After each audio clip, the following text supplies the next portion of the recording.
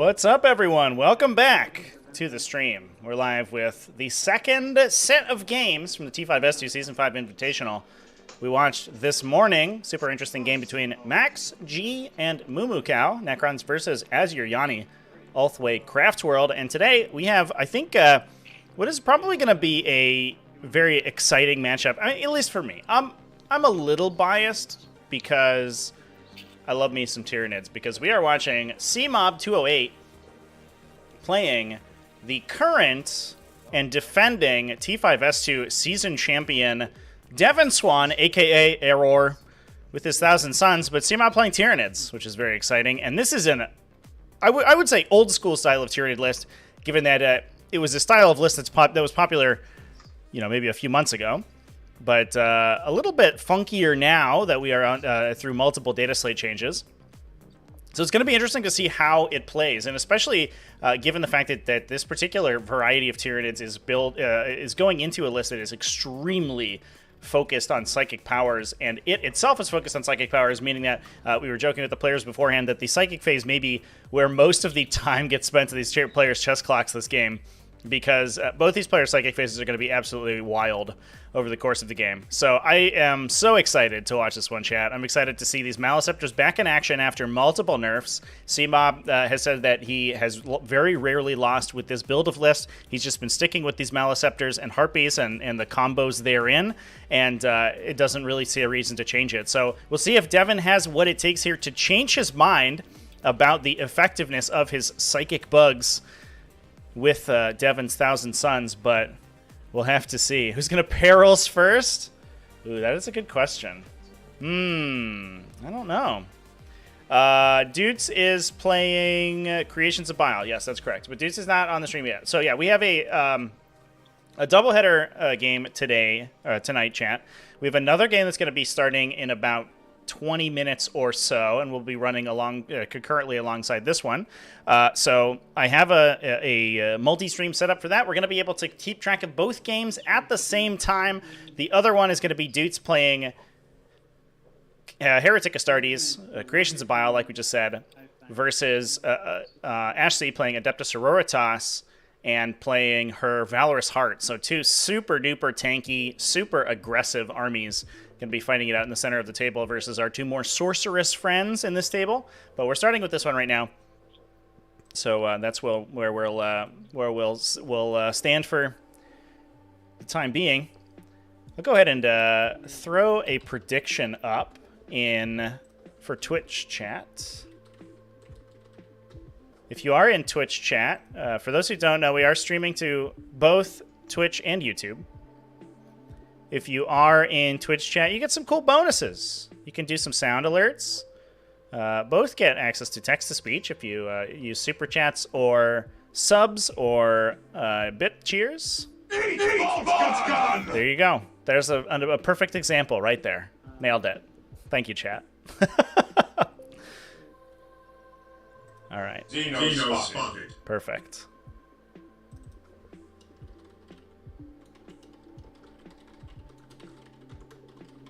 All right, 5 minutes. Get your channel points in, chat. The prediction is live.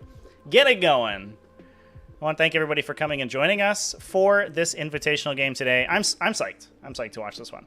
We'll talk about the players list really quickly as we begin. They're going through their deployment really quickly here. So on Devin's side of the table, he is bringing a Cult of Duplicity list, so he has access to some of the repositional effects that Cult of Duplicity gives you access to. He can redeploy, potentially, I think, if he has the Warlord trait for it, and he can use Sorcerer's Facade, excuse me. Sorcerer's Facade to teleport his units around the table over the course of the game. He's bringing Ahriman, an Exalted Sorcerer with the Athenaean Scrolls, an Infernal Master with the Umbrellific Crystal, so another potential option to redeploy, or to Deep Strike over the course of the game. We have 2 units of 5 Rubric Marines, 1 unit of 20 Zangors, 2 units of 10 Scarabicole Terminators, the classic mainstay of a 1,000 Suns list. For those who haven't seen 1,000 Suns in action, the Scarabicole Terminators are going to be supercharged with powers from the Infernal Master, from his litanies, as well as psychic powers. We can use Empiric Guidance to extend the range of their weapons. In some cases, you also see Thousand Suns list bringing additional support effects like Egregan's Orrery to allow them to ignore hit modifiers. And you can presage them for +1 to hit. On top of that, you can use their Fury of the Wronged to give them +1 to wound.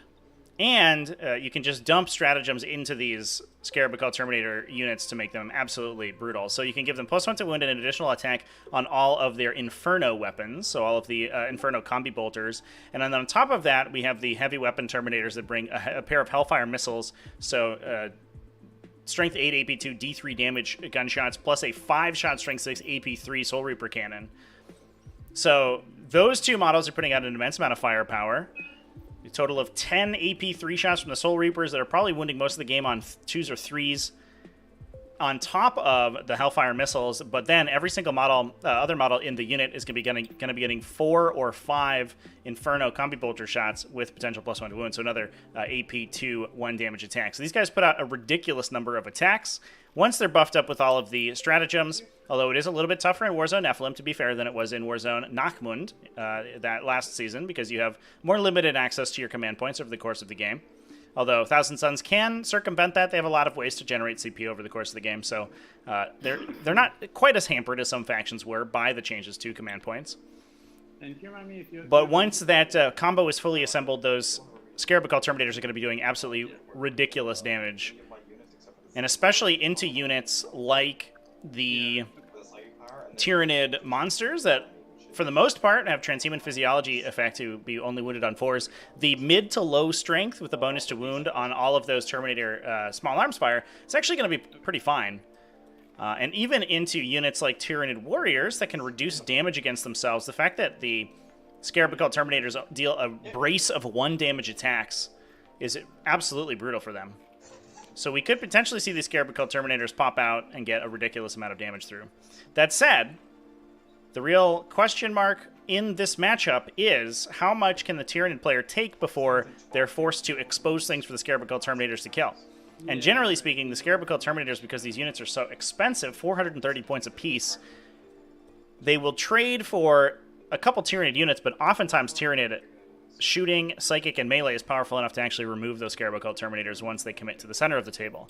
Although we don't quite have the same level of damage output in this list that a lot of Tyranid lists have, because we are relying on these psychic powers quite so much. We'll see how it ends up working. It's going to be an interesting comparison between the two armies. To follow up the rest of the list, though, we have a Zongor Shaman. Mostly, I think, there to cast some offensive powers and potentially some Warp Rituals. Yeah, we do have Warp Ritual on the side of the Thousand Suns. They do have Temporal Manipulation to give an additional move in the Psychic phase, so we could potentially see that little dude run up to the center, complete his Warp Ritual, pay some Cabal points to make it undeniable so those Maleceptors can't muck with the completion of the ritual, then use the other sorcerer to move that Zongor Shaman back into safety. That said, they are going to be in the safety of these obscuring terrain features, and one thing that we should note before the game gets too far along is that we are using the 2-inch engagement rule for obscuring terrain. It was a pretty contentious rule when it came out, and we talked a lot about it in the game this morning, but it is going to be used. So hiding behind those walls isn't going to be quite as defensive as I think a lot of times you would expect. We also have 2 units of Chaos Spawn, 5 Chaos Spawn apiece in those units to round things out. Gives you some big bulwark units that can sit on objectives, hold them down, deal some really reasonable damage in melee with the stratagem to pick their mutation that Thousand Suns have access to. Plus, you can soup them up with defensive abilities like Glamour of Zinj and Weaver of Fate to give them a good invulnerable save and -1 to be hit, and it's a ton of wounds, very efficient, and have a good melee profile that your opponent has to chew through. Otherwise, they're just going to start beating you off your own objectives, and that's no good. You don't want that. So overall, a classic style of Thousand Suns, but we're going to see if it can beat this a little bit of a non-standard variety of Tyranids. So moving over here, we have C-Mob's list. He is playing High Fleet Leviathan, like we mentioned before, and a single battalion detachment. So far, pretty normal. But then moving on, we have the Resonance Barb Neurothrope. So he's hiding behind this building right here. He's totally unfazed by all these enemies that are potentially going to be coming and attacking him.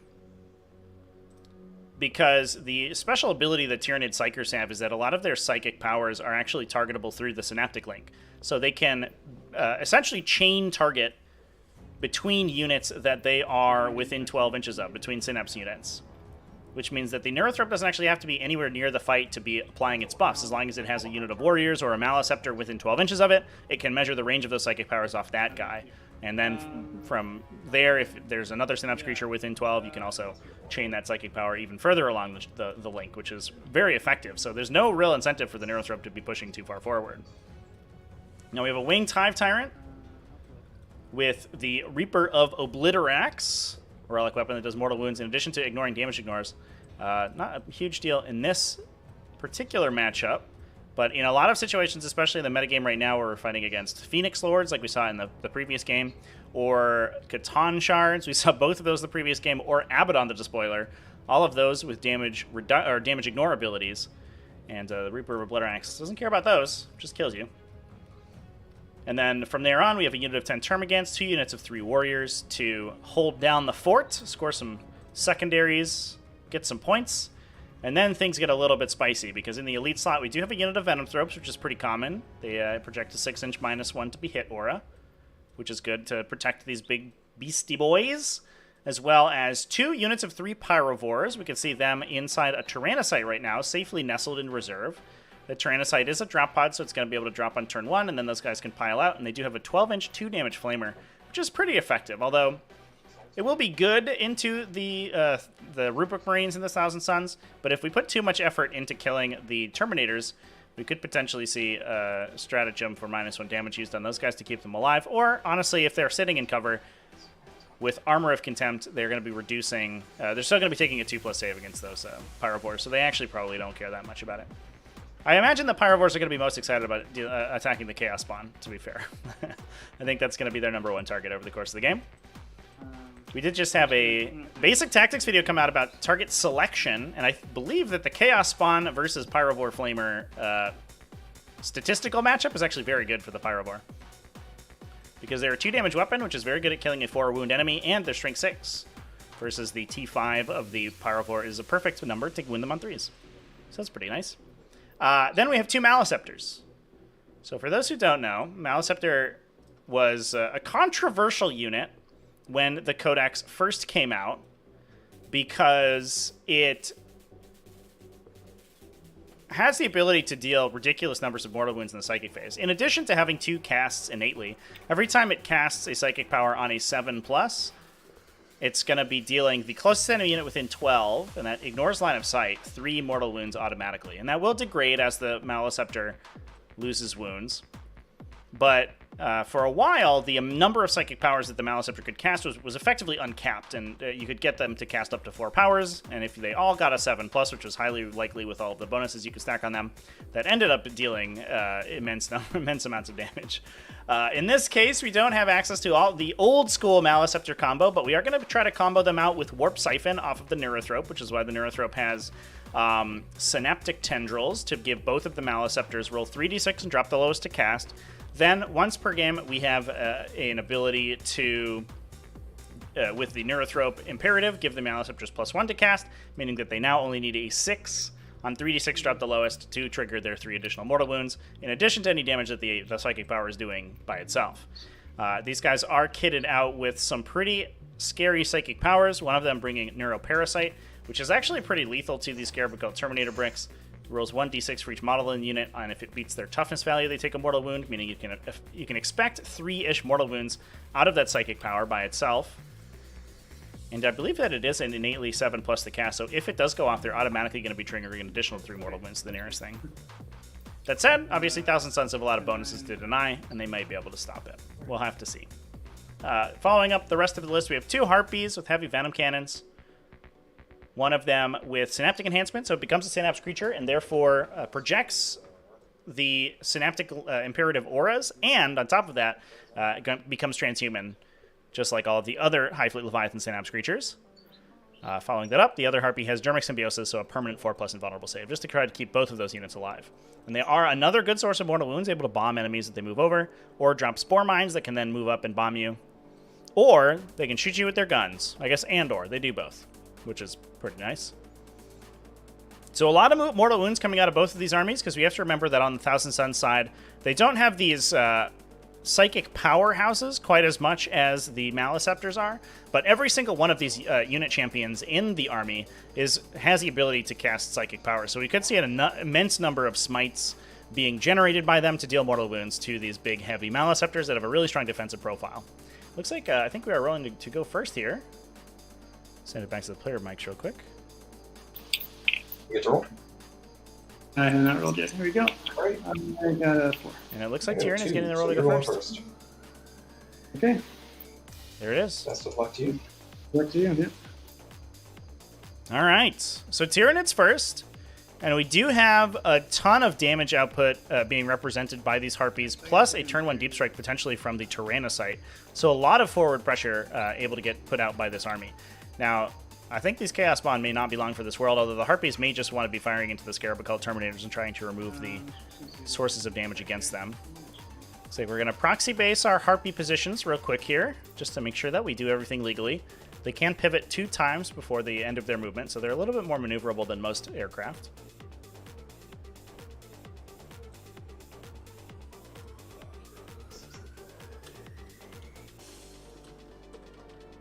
All right, looks like our second game is getting started up here momentarily, chat. So I'm going to leave you with the player mics as I go ahead and go to set that up. See if I can pivot.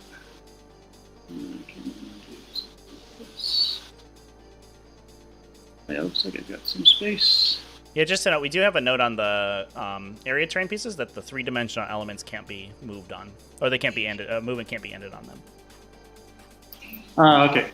So I cannot land on the corner piece. Gotcha. Yeah, not on the big plinth. You can touch the base, obviously, but you can't end. Right. You can't end above the floor level. Yep. Gotcha. Okay. So, can you move through that if you can like fully clear it? Then you have. Yeah, it's breachable. It's breachable, so you can ignore it if you're infantry. Yep. So, but you just can't end on it. You just can't stand inside it. Yep, or on top of it. Oh, okay. I see. Yeah. I gotta figure out if this would work here. Yeah, that's a house rule that we typically use for maps in the server events, the internal maps anyway, just to make the game a lot cleaner. If you're trying not to balance your units precariously on weird sections of terrain, it makes the game so much less convoluted and complex and obnoxious. So you end up with situations like trying to But your wing has to stay on the table, though. I know my wing might end up. At all points of your movement, too. We end up with situations where, like, you're trying to balance aircraft on the corners of buildings and inside ruins and things like that, and it gets very awkward. I also wonder if we run into the 2-inch engagement rule on the models in the back of this terrain feature, because I don't believe that we can actually fit a Harpy touching very many places in this terrain feature without engaging models. I'm trying to figure out if this move is going to work, and then I'll declare it. But and then you're going to figure it out. Oh, okay. I see.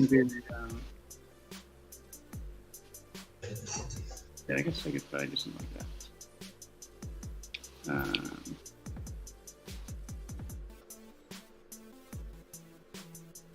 It'd be cool if I could do it in 6 too. Okay. Yeah, I think this will work. So yeah, I think we'll go ahead and do the Tyranid Prime imperative. So do some shooting. So that's going to be this one. So this is exploding 6s if you're within 6 of synapse within 24 inches of your guys. Exploding 6s for shooting? Shooting, yeah. Okay. So did it automatically give us the command point? Oh, we got to start the game. Okay. Start game, cool. That's the command phase. Give my warp siphon. Let's give a neurotrope 1. I'll give. So give this Maleceptor 1 here. The reroll 1s will just go on front unit of warriors there. Okay.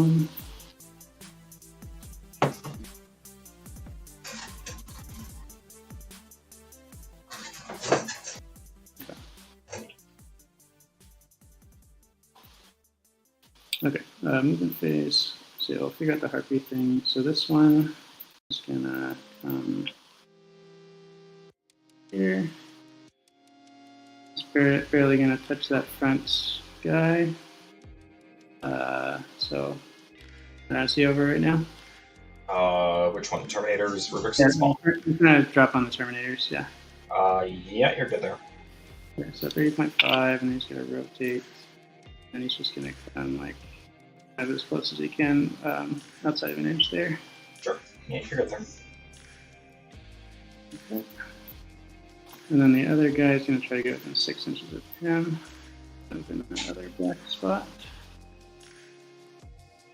Oops. Little.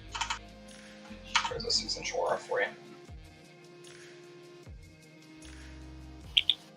Close to his Angor. Oh, gotcha. Yeah.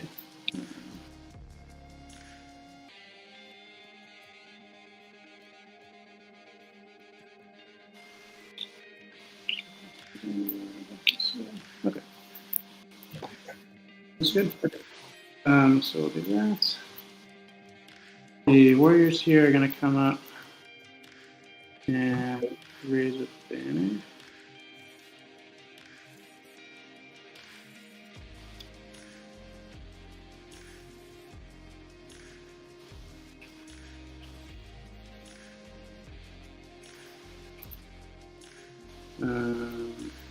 So we got one of these guys. Yeah.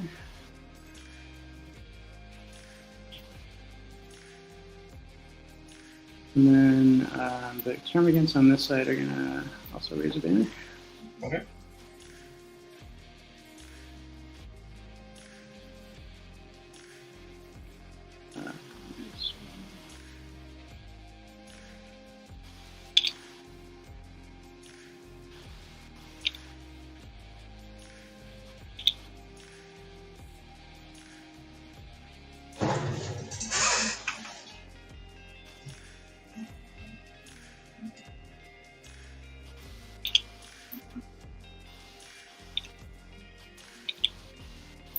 Just copy that.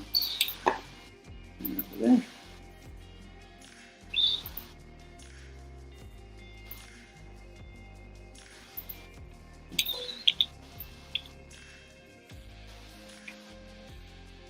And let's change the title on those.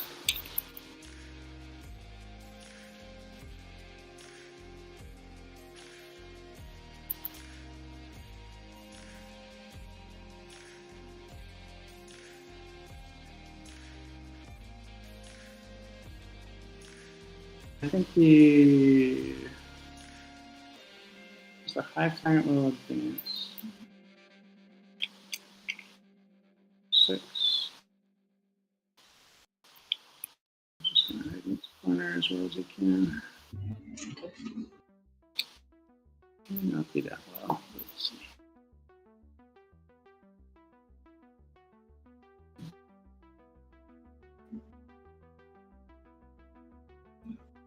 I don't think that percentage.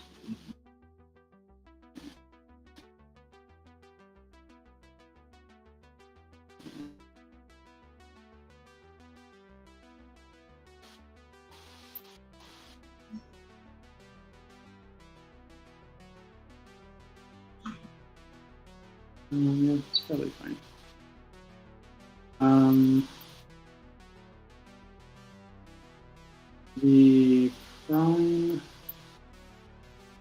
The prime will just walk up here and do the mission action.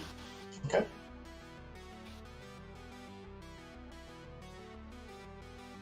And then. All right, chat.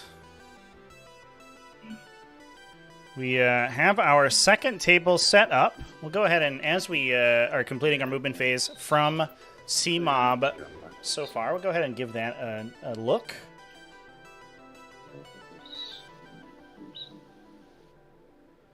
can bounce over to our second table. Players are still inside deployment. So we don't have too much going on. Oh, looks like we actually are going to be inside the... Just going to be while shooting everything at STR spawn. Okay.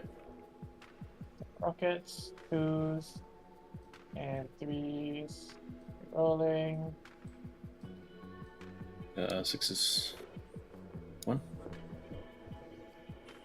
3. 3. So it looks like just firing And some the initial typical, shots into what the T5, Sororitas right? can see, but very Yep. conservative positions from both of these players to start with. Rolling. Ash, not despite getting the first turn, not contributing too much to the center of the table. I think recognizing that fine. Creations of Bile being so incredibly powerful in the fight phase, she has to utilize whatever range superiority she has, which is pretty significant given that she has enormous numbers of Paragon War Suits as well as the shooting from Morvenval herself available to poke at the Chaos Space Marine army as they move up the table. That said, Chaos Space Marines can be relatively resilient to standard styles of attacks, but Morven does have several ways to deal Morven? But Ash has several ways to deal. She is basically Morvenval, chat, right? Like, can we agree that Ash C is essentially the supreme commander of the Adeptus Sororitas, given how much success she's had with the faction? But she does have several ways to deal mortal wounds outside of shooting, being able to deal damage with Ephrael Stern, and she even did point out to me after I did my list breakdown video that I had missed that she has the smite equivalent litany on her Dogmata, excuse me, as well. So she actually has the ability to deal several mortal wounds out of normally the shooting phase, mostly to deal with phase-capped units like Abaddon, but also she has the ability, to start clipping out these highly protected Chaos-possessed and Terminator bricks that are very strong against everything besides mortal wounds. We do have a little bit of an update just as we move to the reinforcement step of our main table. Watch that every time. That the Pyrovore Tyrannocyte, which I think Devin described before we were live with the stream as a pyro bomb, which I appreciate. Kind of a Molotov cocktail sort of situation, I think, is dropping a turn 1, and I think probably looking to get some lines of sight into these Chaos Spawn. Because like we talked about, these models have extremely strong profiles at fighting Chaos Spawn, at high volume 2 damage attacks at a good strength value. And while they're a little bit worse against the Scarab Occults, if we can use them to try to take out the Chaos Spawn, and it looks like, we also have some shots into the Zongors as well, with that 18-inch flamer profile that they have access to. Now, you do have to keep in mind there is an intercept on the side of the table available to Devin. Although I don't think he has many good units in line of sight that could do significant damage to these reinforcements pumping in. All right, pretty interesting. We'll see how the game develops. We'll check back in a little bit later over the course of C-Mob's first turn here, but I think mostly it's going to be trying to deal as much damage to the Thousand Suns as possible with aircraft and stuff like that. Kind of similar to the game that we streamed this morning. We'll see how we look on our second table, though. Case. Correct. Move these up a little bit.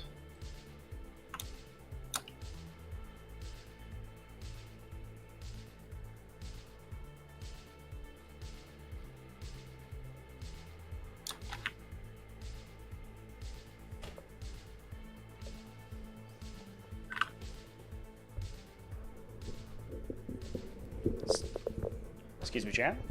So dudes here taking relatively aggressive position on his top leftmost objective.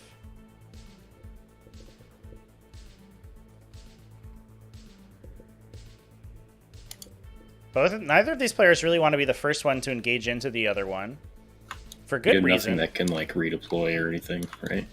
Oh.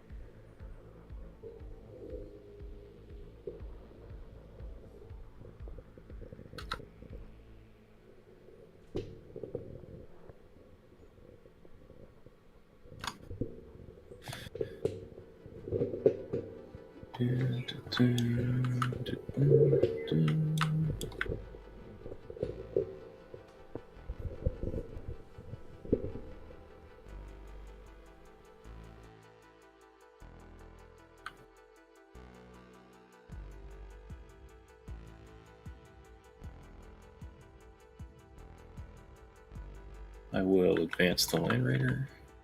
Hold on.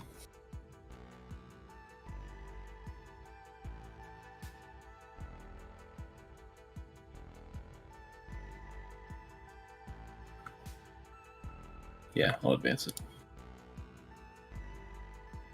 Two. So I'll get up to here. Stay behind terrain. A little bit further this way.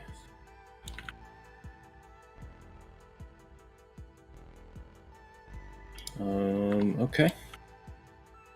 So Legionnaires back here will banner.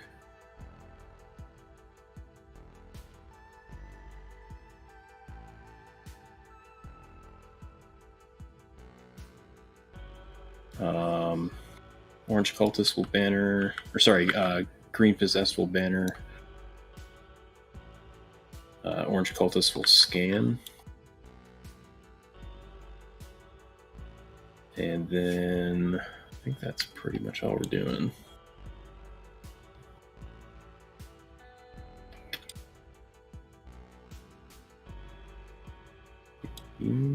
Yeah, that's it. I'll pass it over.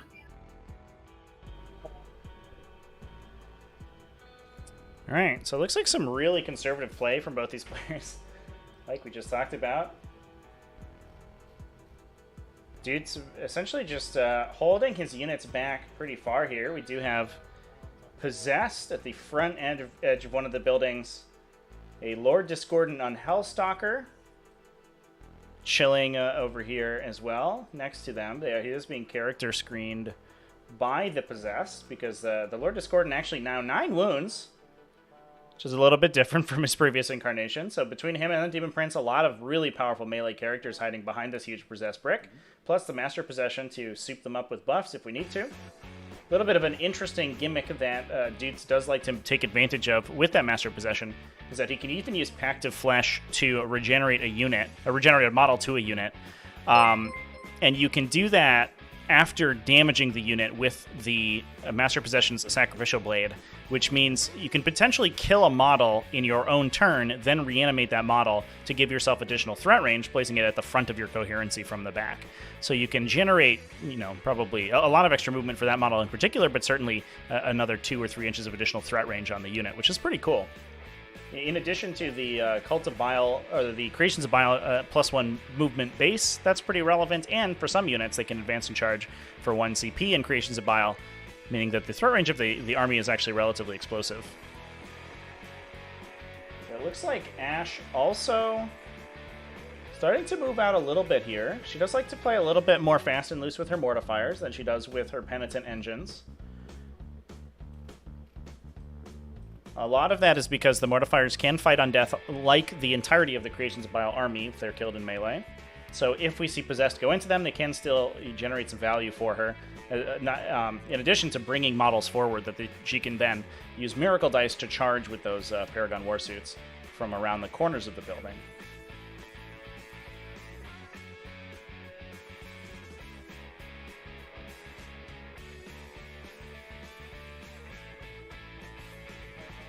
Hey, Imperialis Gaming. Imperialis Gaming. Thank you for the host, by the way. Missed it the first time around, but I appreciate it. Thanks everyone for watching. Hope that these games end up being super exciting, but I'm pretty pumped for these so far. I think some pretty interesting fights about to go down.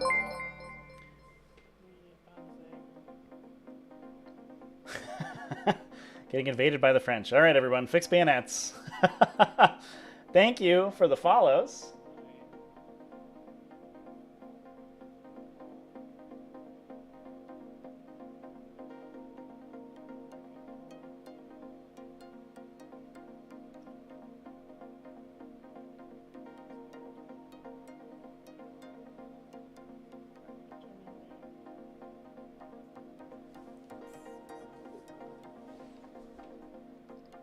Send it back to players' mics here as we make his movements. Missionary will advance. Fine and Death is too good in Harlequins, but okay in Chaos. Yeah, that was one of the weirdest things about that, the release of that code, the Creations of Bile sub-faction ability. I mean, to be fair, I think I have to imagine that the Creations of Bile was printed before the Harlequin nerf came into effect. But on the flip side, if that was an effect you already think is too powerful, why print it again? To be fair as well, though, Creations of Bile is significantly less aggressive from a threat range standpoint than Harlequins are. So it's not quite as, in my opinion anyway, it's not quite as abusive. Although everyone was playing light Harlequins anyway, I didn't really see many dark Harlequins getting played, so it was a little bit funky that we got so many nerfs to them so quickly.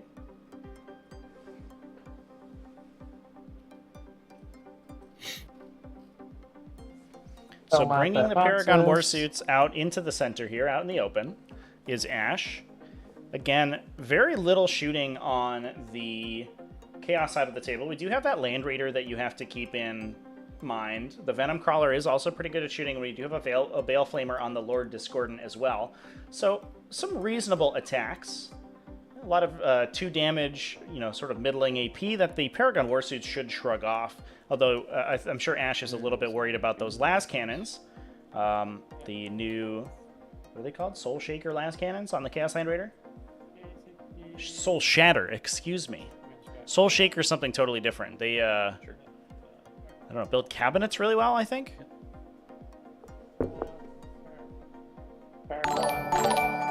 Advancing. Nice. Easily. Okay. Can easily just bring around here. And the Battle Sisters will shuffle back.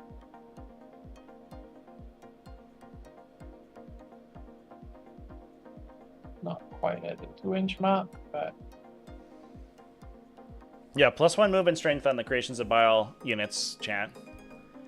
They are, from a melee standpoint, probably... I don't know if this is entirely true. I might be biased here, and I might be talking out my butt here a little bit, chat. But I think they're somewhere around probably the most competent melee fighters in the game.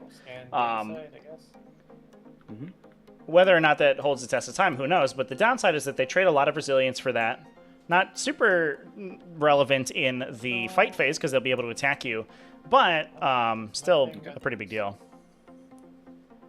They also have very little in the way of actual range output, so they're almost entirely based around getting their units into melee and then trading you with 1 for 1 or 2 for 1 as much as they can. And if they can't do that, the faction falls apart pretty quickly. All right, how many CP are at here? 6. Good. None of that yet, unless that happens. Okay, Disco corrupts himself again. So this game might be over before. So literally, we can take a quick peek back at our main table here, chat. But we are just getting through C-Mob's first shooting phase, I believe, is where we're at. I don't believe that Devin has made a single game action so far in this game, and we are already moving into battle round 3 of Dudes versus Ash. Although, to be fair, we did talk about how much is going to be invested in the psychic phase and shooting phase, especially for both of these armies, for the Tyranids versus Thousand Suns matchup. Whereas Sororitas versus Heretic Astartes is certainly going to be more focused on melee. And I think we're going to see a lot more time spent in the latter half of the game once these two armies start connecting with each other and we see some really interesting melee interactions happen.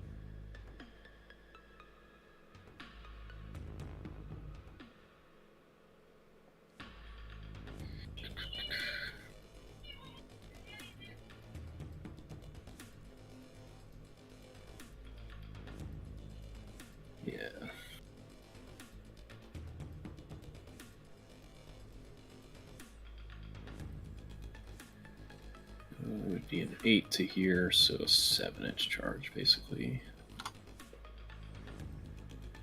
So it looks like Dude's Or we considering the engagement. Does he go for it? into Paragons. Which Do is we try to start probably trading better. models for models?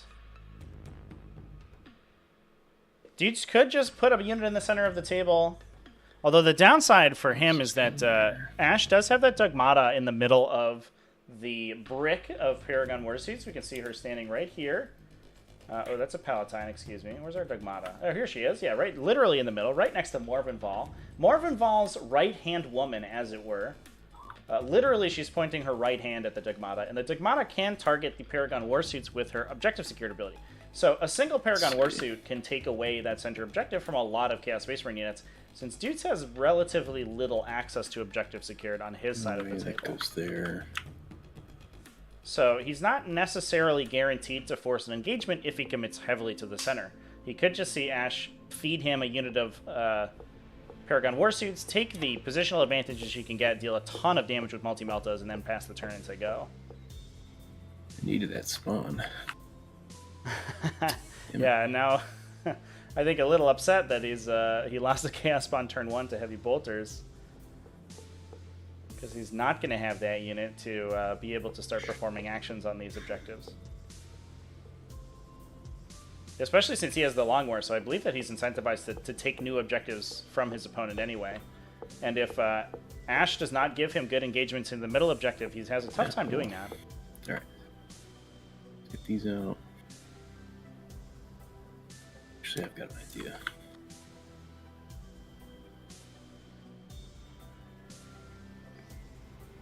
Oh yeah, here comes the Possessed. We are going to be Oh, pushing. sorry, I need to actually move these. I rolled in advance for him. And a unit of Chosen as well. These guys are able to advance and charge, so we did get a big advance on them. They are pretty well suited to take out Paragon Warsuits. Despite the heavy armor and the 2+ save, those Paragon Warsuits are only T5.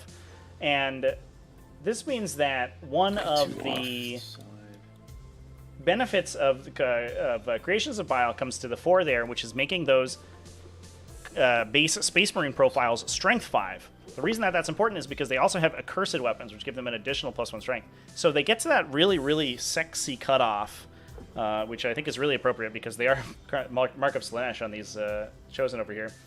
That really sexy cutoff of Strength 6, meaning they're actually going to be winning the Paragon Warsuits on 3s. On top of that, they also are 1 damage weapons, so they don't care at all about the -1 damage that the Paragon Warsuits have built in, and they're relatively high AP. They're AP 3, so they're going to be forcing the Paragons on a 4+ armor save. So they actually have a really good profile at attacking Paragons, and especially because we can actually commit with multiple of these units on Dudes' side, because he doesn't really care about interrupts hitting his models, because his models will fight on death. So one of the biggest benefits of Creations of Bile is that you do get to engage across a wide front of enemy models. A lot of times if you're playing a melee army, you have to be really conscientious about where you attack your opponent, because if your opponent has good interrupts and has a lot of CP and resilient units, you could see your smaller combat units get taken out on your own turn, which is certainly not what you want to see. But Creations of Bile is fine with that. If they lose 5 cultists, or 5... Chosen, excuse me, in their own turn, those Chosen are still going to get to attack and still create value for you. And steals victory point or command points from your opponent, essentially, since they'll probably have to pay for interrupts.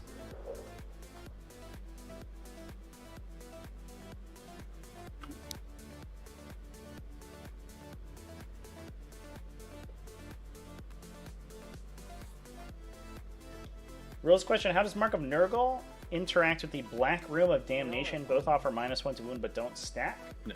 The Mark of Nurgle.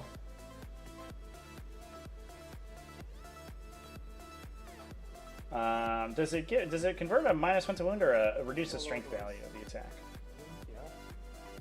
Oh, it is a -1 to wound. Yeah, so they do not stack unless you're +2 to wound cancels out to +1. So it will counteract a wound bonus that your target has, but that's it. 2 dice for now. All right, so it looks like we are done with 20. C-Mob's first turn here. on And our I'm main just gonna get table. some So we'll go Furies. ahead and take a look at that quickly.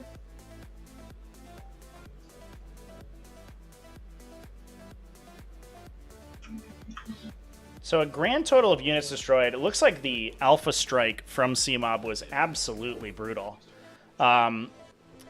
It looks to me that almost the entire Zongor unit was removed, and I wonder if these guys are potentially in an umbralific crystal, although I don't know if they were in range for it, actually, so they might just be dead. Which is a little bit sad. So destroyed almost the entirety of this Angkor brick, probably with the small arms fire from the Harpies, plus the shooting from the Tyrannocyte and the Pyrobore shots that we saw get arced into them previously. I don't think there's a good avenue for a Neuroparasite here, but between the bombs from two separate Harpies, and the Harpy shooting, we were able to kill 7 Scarab Occult Terminators. That said, the Chaos Spawn are totally unhurt. That engagement into the Pyrovores, though, is going to be incredibly tough. I wonder if Devin is touching the wall with both Chaos Spawn units. I wonder if he's just going to be charging at those Pyrovores through the line of sight blocker to keep them safe. Because the Overwatch from those guys is a lot of 2 damage auto hitting, which is pretty brutal. Wow, this is an immense amount of damage coming from these Harpies, but that is aircraft for you. If an aircraft list is able to go first, it is pretty brutal.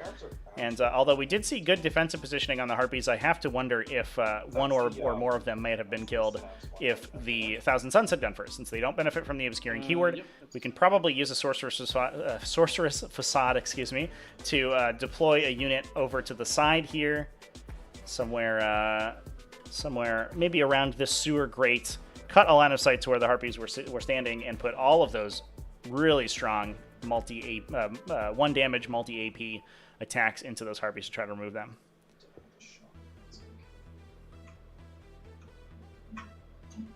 That was a good time to unmute the player mics, I think, chat. I picked the perfect time. My baby sorcerer will just advance. Okay. Please, who goes now? That's 2, 6. Take a look at what people predicted here, chat. He just wants to Looks like same number of people predicted between Thousand Suns and Tyranids, but Thousand Suns are 100 have spent 100 times more. These rubrics will just more walk tokens? up here to touch the objective. All right, Thousand Suns, I see how it is. You're all in. That's fair though. You know, bet on the known quantity because Devin Swan is the current reigning season champion. And we'll see how much damage she can do here. I think it's pretty likely that we see both Harpies get taken out. I wouldn't be surprised if that was in the cards. And speaking of cards, do we have a note of the imperative chosen? We don't. All right, cool. That's 4 pinball, that's S, right? We did place down here Tyranid Prime Imperative, so exploding 6s in the shooting phase. And I think we just picked that to get as much damage out of this Harpy Alpha Strike as physically possible. Makes a ton of sense, although the shields are down this turn. No defense against mortal wounds. No defense, no built-in invulnerable save. And especially because these Terminators are going to be wounding if they use the +1 to wound strat, they're going to be wounding the Harpies on 4s anyway. The transhuman effect on those Harpies does not matter. So one of them being transhuman because of synaptic enhancement doesn't make a difference at all. So if we see the invulnerable saved Harpy, which is this one, up at the top here, get a bunch of mortal wounds dealt to it, and it looks like that is what Devin's trying to set up. He's putting the Scarab Occult Sorcerer closer, he's putting his Infernal Master closer, he's putting his Exalted Sorcerer closer. As many smites as he can get into that Harpy as possible to get through that invulnerable save. The Scarab Occult Terminator brick should pull down this Harpy in one shot, I would have to imagine, with the help of Ahriman. Then he can push the Spawn into the center of the table, and the Spawn are a relatively good counter for the Maleceptors. Not that they will win a fight against the Maleceptors, I think they would eventually lose. But the fact that they're some of the most, certainly I think the most efficient wounds in the Thousand Suns Codex, outside of maybe Cultists, they will eat those mortal wounds, and you don't feel too bad about it. And then that opens up the Maleceptors to get hit by the Scarab Occults that will actually kill them. This is going to be an interesting game, chat. I think both of these games are going to be interesting. Okay. What are the odds of having a Tyranid mirror in the finals? Oh, I don't know, chat. Both of these Tyranid players have incredibly difficult brackets to get through. Both CMOB and Nabs, or Indicius Magpie, as he was previously known, Just gonna raise a banner here. have super duper tough brackets to get through. So I would, Yeah, banners. I certainly think it's possible. And CMOB has shown us that he is an incredible Tyranid player for sure. But you know, like we talked about, he has to get through the season champion this game, and from there it's going to be even tougher. Let's start with. He's potentially looking at. Those are four. Actually playing against the winner. If he wins this game, he has to play against the winner of the the follow-up game. Although I think he is going to be advantaged into Heretic Astartes. Adeptus Sororitas could be very difficult for a Maliceptor list like this. Just start with this exalted So, back here. I don't know, chat. It's going to be tough for Tyranids. But I believe in I'm CMOB. going to start with Doombolt into that Harpy with the 4 pinball. Here comes the Mortal Wounds. Does not go off because I'm not +1 to cast. He has Shadows in the Warp, right? Yeah, Snaps. Yeah, Snaps when it shows warp. Sorry, where's your exalted that's casting right now? I was trying to find it. Okay, right there. Oh, there it is. Okay. Cool. Yeah, these models are a little camouflaged. Yeah, so in mine's the, one. This guy, yeah. I would like some Mortal Wounds to Or- happen, so let's make that happen. Cool. Doombolt goes Flowers off, here. so he takes 3 mortals. Okay, so that was a reroll just with. Oh, that was an ACP reroll, yes. Okay, cool. So this guy takes 3, so he's at 10. Cool. Then I'll spend 4 Cabal points to do D3 additional mortals to you. So take 3 more. Okay, 6 damage So he's at from 7. the single Inferno Masters plus Psychic Power. And that is the level of mortal wounding we can expect this game. Maybe we should have had a mortal wound counter this game. I'll take the. I mean, it doesn't matter. I don't know if I'd be able to keep track of it. I'm sure a lot of mortal wounds got dealt in CMOB's turn, So it's but gonna go on him, and because it went off with an unmodified. I think there's a pretty high chance that, but in this particular matchup, there's a very strong possibility that we see over 100 mortal wounds be dealt in the course of the game. Take 2. Alright, he's at 5. 5. Perfect. And then We've already Smite. dealt 8 from Devin in only 2 psychic powers, and we've probably dealt at least 5 to 10 in CMOB's turn.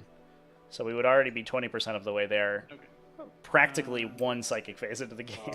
Take 2 more of this. Okay, down to 3. And 3. Cool. We'll just use this Terminator Sorcerer just to try and finish him. I would put up a mortal wound counter if I wasn't going to swap between the table chat. I wouldn't be able to keep track of it, unfortunately. It goes off. And just yeah, we'll just spend a CP just to make this happen. He's just dead. I'm just gonna make this do 3 models. 1 CP for auto 3. Yep. So a Yeah. Smite just auto those 3. There you go. All right. So 3 psychic powers down, and a harpy just gets pulled out of the sky immediately. As much damage as those harpies did, and they did a ridiculous amount of damage. 7 dead Scarabicole Terminators is never what you want to see as a Thousand Suns player. The counter swing is still going to be brutal.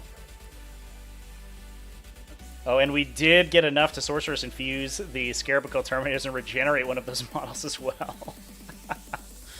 All right, well, there you go. Take that, harpies. That's what you get.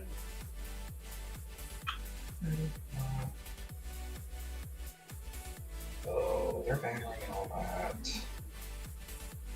A whole lot of 1,000 Suns versus Sisters in round 2, just for the spectacle. That would be a cool game, round 2, chat, for sure. Does that Harpy have an invul at all? No. That's the blessing.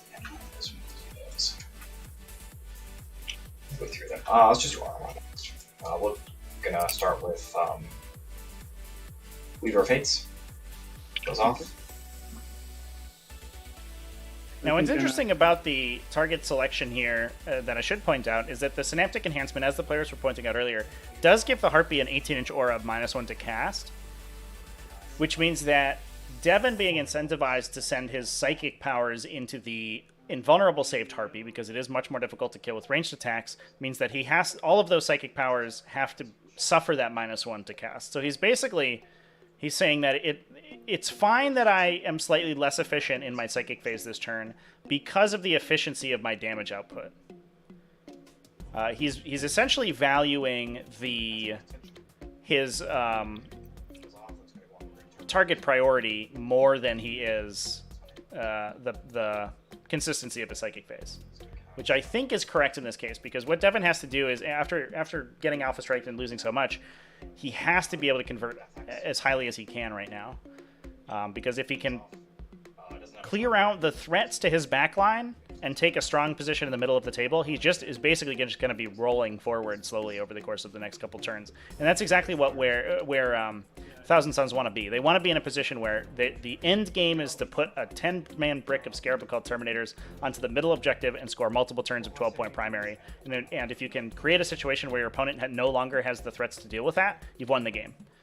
And that is essentially what the situation that Devin's going to be trying to create here. We'll just do this little baby sorcerer back here. He is going to cast... Don't need warp time this turn. I don't need teleport.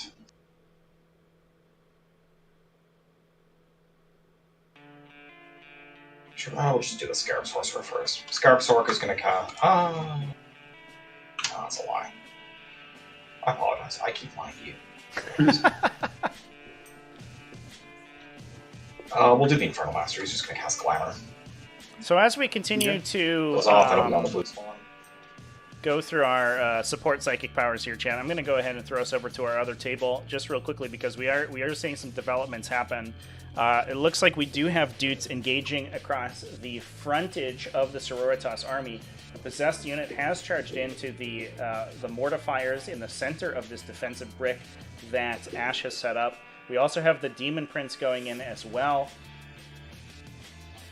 And we probably will be seeing another possessed brick charge into the other mortifier squad, and the Chosen being pushed forward on top of that. So just a huge committal into the center of the table here.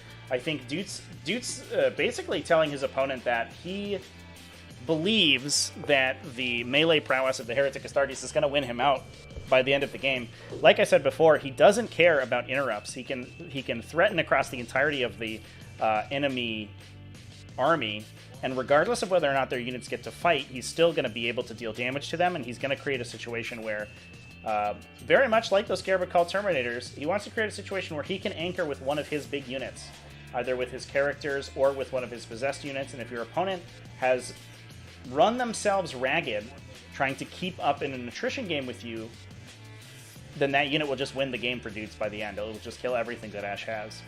Whether or not he's going to be able to do that here, because of the resilience of those Valorous Heart Adeptus Sororitas, is going to be the real question. He has to be chewing through Armor of Contempt, and more importantly, and I think hugely important in this case, because we have a lot of reroll effects on the Heretic Astartes side of the table, especially with this the Lord Discordant here with its Flames of Spite to give it reroll wounds and fishing for mortal wounds. With the inability to reroll against Valorous Heart Adeptus Sororitas, it's actually going to be a huge deal for Dudes. It's going to make those characters significantly less powerful. Go ahead and grab the player mics real quick here, too.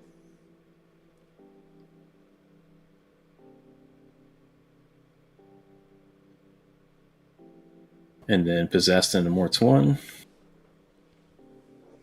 Yeah, this is a scrum, chat. That's all we needed. And here come the Possessed Let's go. into the other Mortifier squad. This way. This fight phase is going to be wild. We were commending these players on their super fast play already at the bottom of Battle Round 2, whereas we're still in the first battle round for our main table. It's fine. But that said, this fight phase I think is going to take an immense amount of time. What do you think, chat? Should we stay here? Cool. Who's getting fight lasted? Should we stay here and watch this this fight phase play out? Disco Lord. Disco Lord? Yep. Interesting. Okay. So Disco Lord fights last, and you can interrupt. So I Everyone will says start stay. All with right. Sounds Demon good. Prince, I think, into... He's going to dump everything into Paragon's 3, of course. So can I use his demon weapon?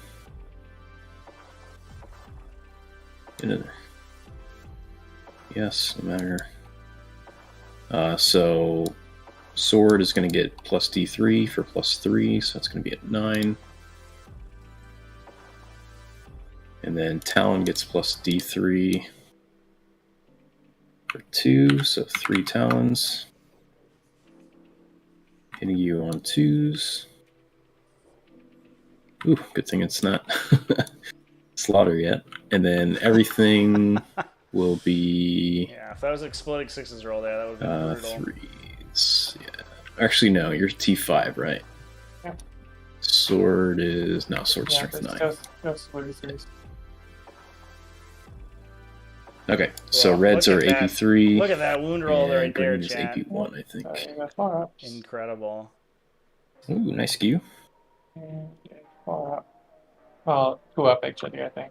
And amazing saves on the Paragon Warsuits. So that was not we so great. only clip one of them from the Demon Prince. That was a And, ton of 3 damage attacks. Killing a single model is not great. But I do want to point out, I just want to give a shout out to Demon Princes here, chat. They've been so poopy for so long, and it hasn't made sense because they're a terrifying 2-story tall monstrosity with a huge axe. And the fact that their damage output has been super mediocre and they've been expensive to boot, I'm super excited to see the Demon Princes are back on top in the new Heretic Astartes army. These Smash characters are one of my favorite parts of Warhammer 40k, and these Creations of Bile armies, being able to level multiple Smash characters, I believe we have 3 in this army, is that right? Is absolutely just super cool.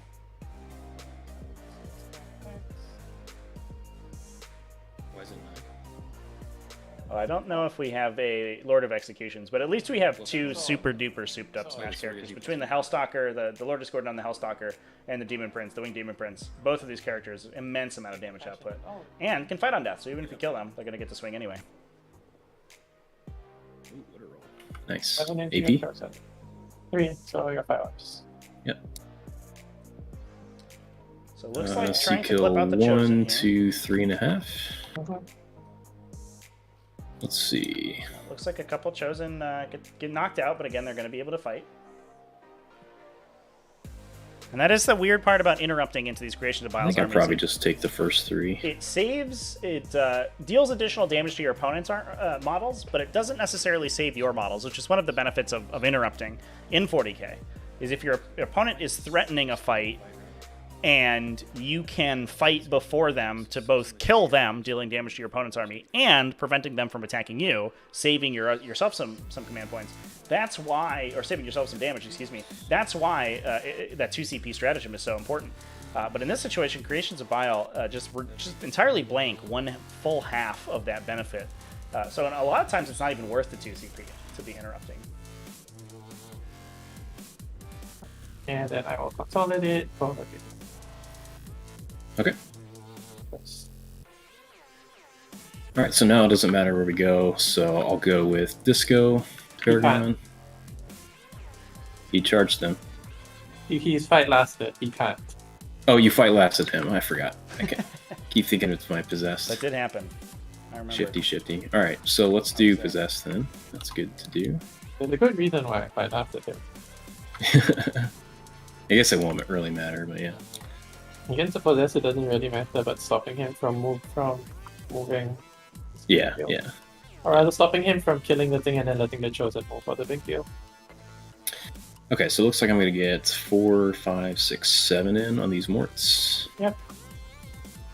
So one of those is the dude, so 36. Rumored to get new Demon Princes with the new Demons of Chaos No, Codex. Yeah, I know. A new geez. Demon Prince model Oh, I was should have been re-rolling. spoiled with ages Chosen. ago, right, Chad? But Oh, well, Oh, that's my I mistake. haven't actually seen it released yet. Rerolling hits. Re-rolling hit rolls a 1, yeah. I think I dropped a couple, but it's fine. Chosen, hitting on 2s, wounding on 3s. Why is possessed sitting on 2s? Presence. Oh. And why would the chosen hitting on twos? The chosen have icon. Oh, okay. So you got 21 AP 2 for 2. Yeah, that is the icon of Slanesh. Nice. If they are iconed and have the slash keyword, or they have the slash mark, excuse me, they get +1 to hit, which is really nice. So you don't have to source rerolls necessarily for your Wounded guy? Yeah, one guy's on 4. your little units running around everywhere. Although it is pretty pricey, 15 points a unit. No. Alright, so they're both flail. Sorry, they're both swords if I remember correctly. Yes. So it looks like possessed. Rip out the mortifiers. Fight Can't back. be Both of swing them with get them. to fight back. Yes. So they just dump everything into your possess. Okay. 2 armies that are fighting on death against each Rolling. other. Just a mutually assured destruction here, chat. Force. Both of these armies have selected the nuclear option. Big oop. 3 inbounds. Be 4s because of the thing, so I'll take 2. Stuff is 9 inches. Cursed Earth is 12 because I have +6. It's +6. Yeah. That's ludicrous. Okay. Yep. So you kill that one guy. And then who hasn't gone? My other possessed over here. You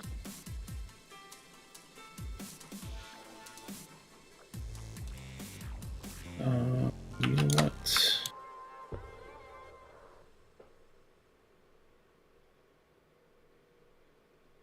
Oh yeah, we'll come around a little bit.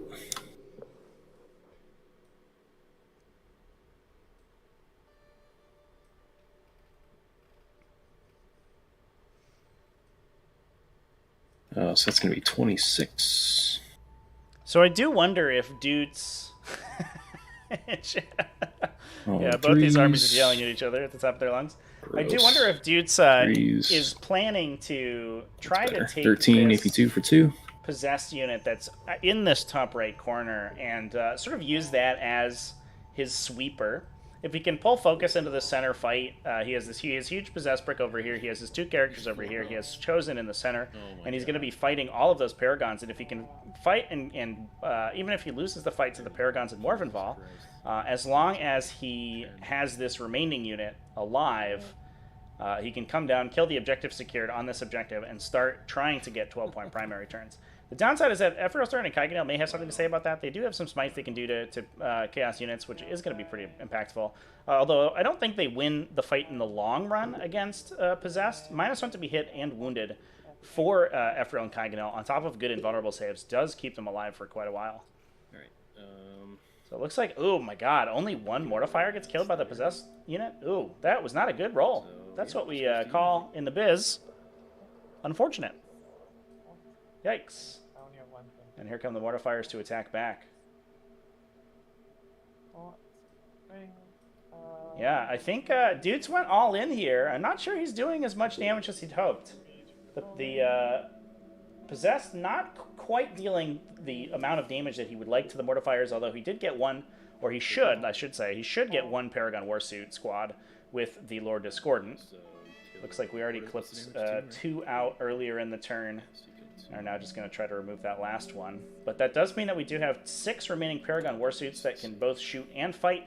Plus, you can never discount out the Sororitas characters. Yeah, it looks like two Possessed get killed by the Mortifiers of the swing back up in here. Oh, no, and there goes another one because we had a mix of weapons. Ooh, okay, well, just kidding. And I guess Dude's plan was maybe not great. If his plan was to use that Possessed unit to clear out that objective in the future turns. A little bit tougher if they're all dead. Okay, so it should be on my disco now, so we'll go into Paragon. So clearing out the remainder... Oh, those models fought on death. Okay, so we did clear out the Mortifiers in the center there. Now we're going to see if the Lord Discordant can kill the last Paragon Warsuit in the middle. Of course I missed 2. Wounding on 2s. So that's 5 mortals and 4 saves. He's dead. Yeah, there it goes. I killed a vehicle with him, so he gets to use this thing twice now. Yeah, but you comes can't up. move because you're chosen. Yeah. Okay, block them. Yeah. And I think that is it. I don't have any morale. I don't think you do. You're chosen within 6 of stun, so they are leadership 8, so you can fail on a 6. Oh, okay. No, we're good. If you roll the 6, they will both have run away. So 1, 2, 3, 4, 5, 6, 7, 8, 9. I'll bring it down, I think. Did I kill you off an objective? I don't think so. So that's nothing on Long War, and over to you. Okay. All right. Yeah, important. It'll be interesting to see here how Ash elects to respond to this massive aggression from the Heretic Astartes. And things get a little bit awkward when we're talking about dealing with these characters, though, right? Because what we can do is try to push as much damage through to the possessed unit as possible, and probably kill them, right? But if you charge into these characters, even if you kill them with the Paragon Warsuits or with Morbin Ball, they do get to fight and probably trade with your unit. And they're very difficult to make ranged attacks against because they are being character protected by the possessed unit as well. So despite the fact that what we would probably want to do is just turn all our multi-meltas on the Lord Discordant and just to not have to deal with that guy anymore and entirely remove him, he's probably unable to be attacked. You choose. Does make things a little awkward when you're trying to remove that guy. It's easy to forget that he is actually a 9-wound character. He doesn't look like it. He's a big, beefy boy, but no, in fact, he can't be shot by guns. For him, fails. Okay, I'm all right. Alright. We have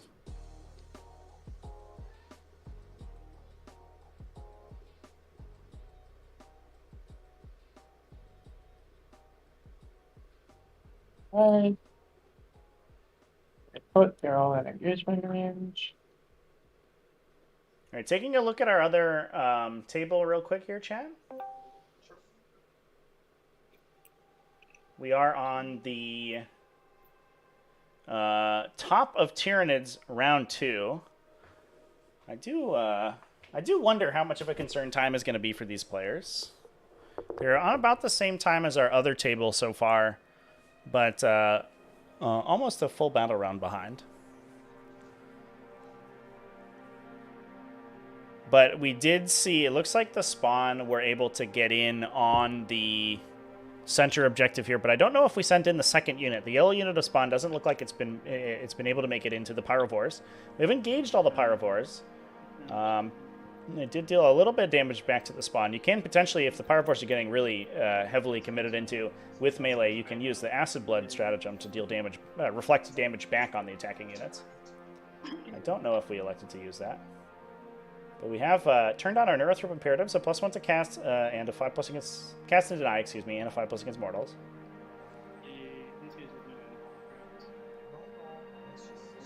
And CMob was able to hold down the center objective with those Pyrovores and outnumber the spawn that got in.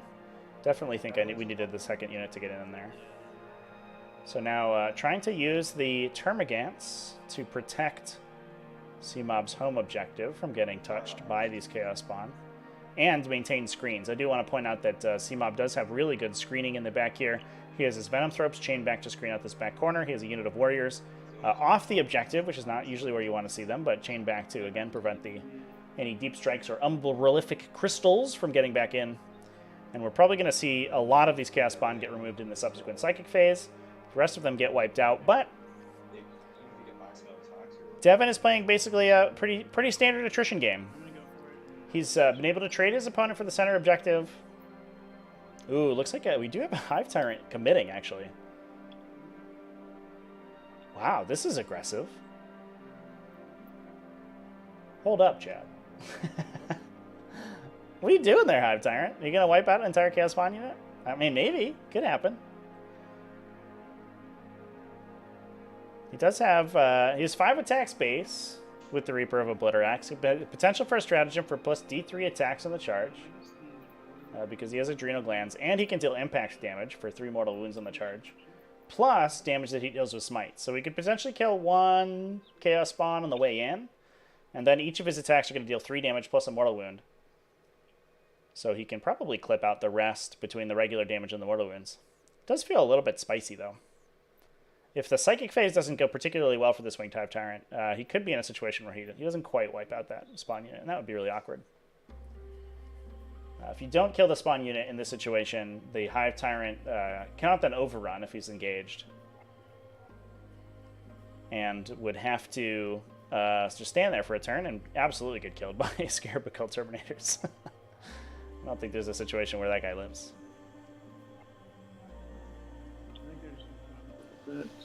Sure.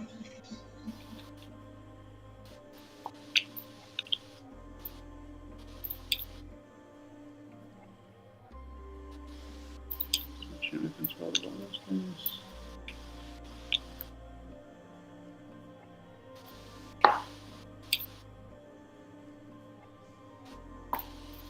And then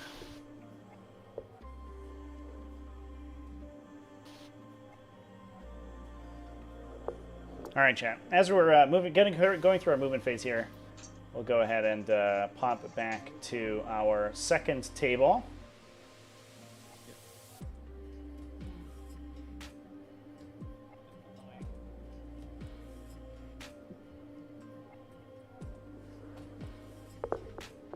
Looks like both Yeah, tables you're out of cascade now. deep in thought about what to do. On the other hand, this does mean my Paragons can just dump into your Demon Prince instead.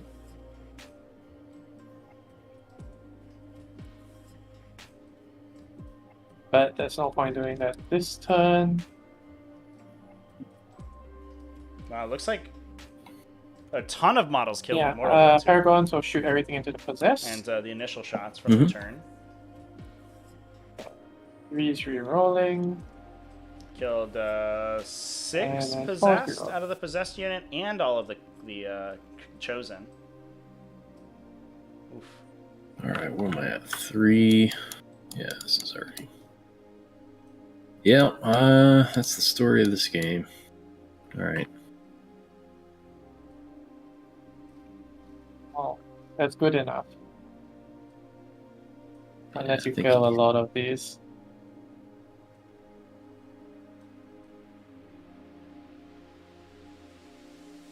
Rolling.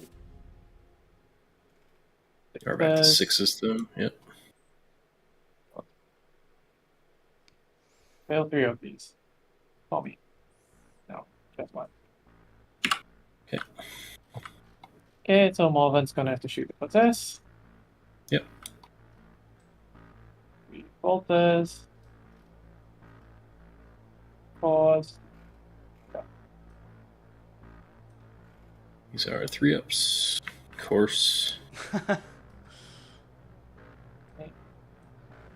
The power and of the then Storm rockets. Bolter, chat. Just dumping immense amounts of firepower into this possessed, and then the Heavy Bolter from Fidelis. Marvin Ball's cool special Heavy Bolter gun, clipping out a possessed there. Almost killing a second one. Yeah, down to only 2 possessed in the big unit. So you have to keep in mind, those guys are -1 to be wounded, so they're very difficult to take out. Just one. So that is 2, 4, 6, 10 shots. Thing on 3s, you're rolling 1s. 2 mortal wounds. And that many 2-ups. So 2-ups. Good, so just take 2. Here, flamers into your possess. Yep. That is 19 shots. On 3s, and you have to slow roll this. Because you have 1 in cover. Yeah, because I got 1. Yep. By 3s. Okay. Okay. Okay. That squad didn't want to live. No, they did not. They didn't want to kill anything either. Bit of a We're just brutal done roll here. there. I think Yikes. they got possessed by indolence rather than Slaanesh. They got possessed by the dice box. Okay, I think that's it for shooting. Generate a miracle. It's a 1.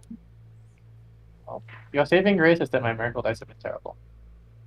No, you don't even need them. Now, interestingly, I do think that Ash was a little worried about this matchup going into it, and it does look like, at least by the play, to hear the players say it, it does feel like she's favored in this situation.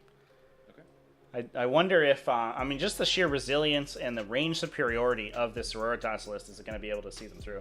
Well, we'll see how things go. Obviously, things could go pretty spiky if the Demon Prince and the Lord Discordant just start making ridiculous numbers of saves. But obviously, they are fighting a ton of incoming damage. So, who knows? We'll see as this fight phase continues. Seems like a pretty interesting game state, so we will stick around here for a while, chat. You can take one more. Yeah. 5 up, ignore. Yeah. Who's in 12 of him? Just them, right? Oh, the other two? Yeah. Okay. Paragons into Disco. Paganel and Stun into Disco. Hold on. Yep. I will. Yeah, might as well. So, Veil Flamer. For 6 shots again. And then you're -1 to wound, right? Yep. This will be 3s. Yep. So 4, AP2 for 2. Paganel takes 2. Rip. They went 10. Holy shit.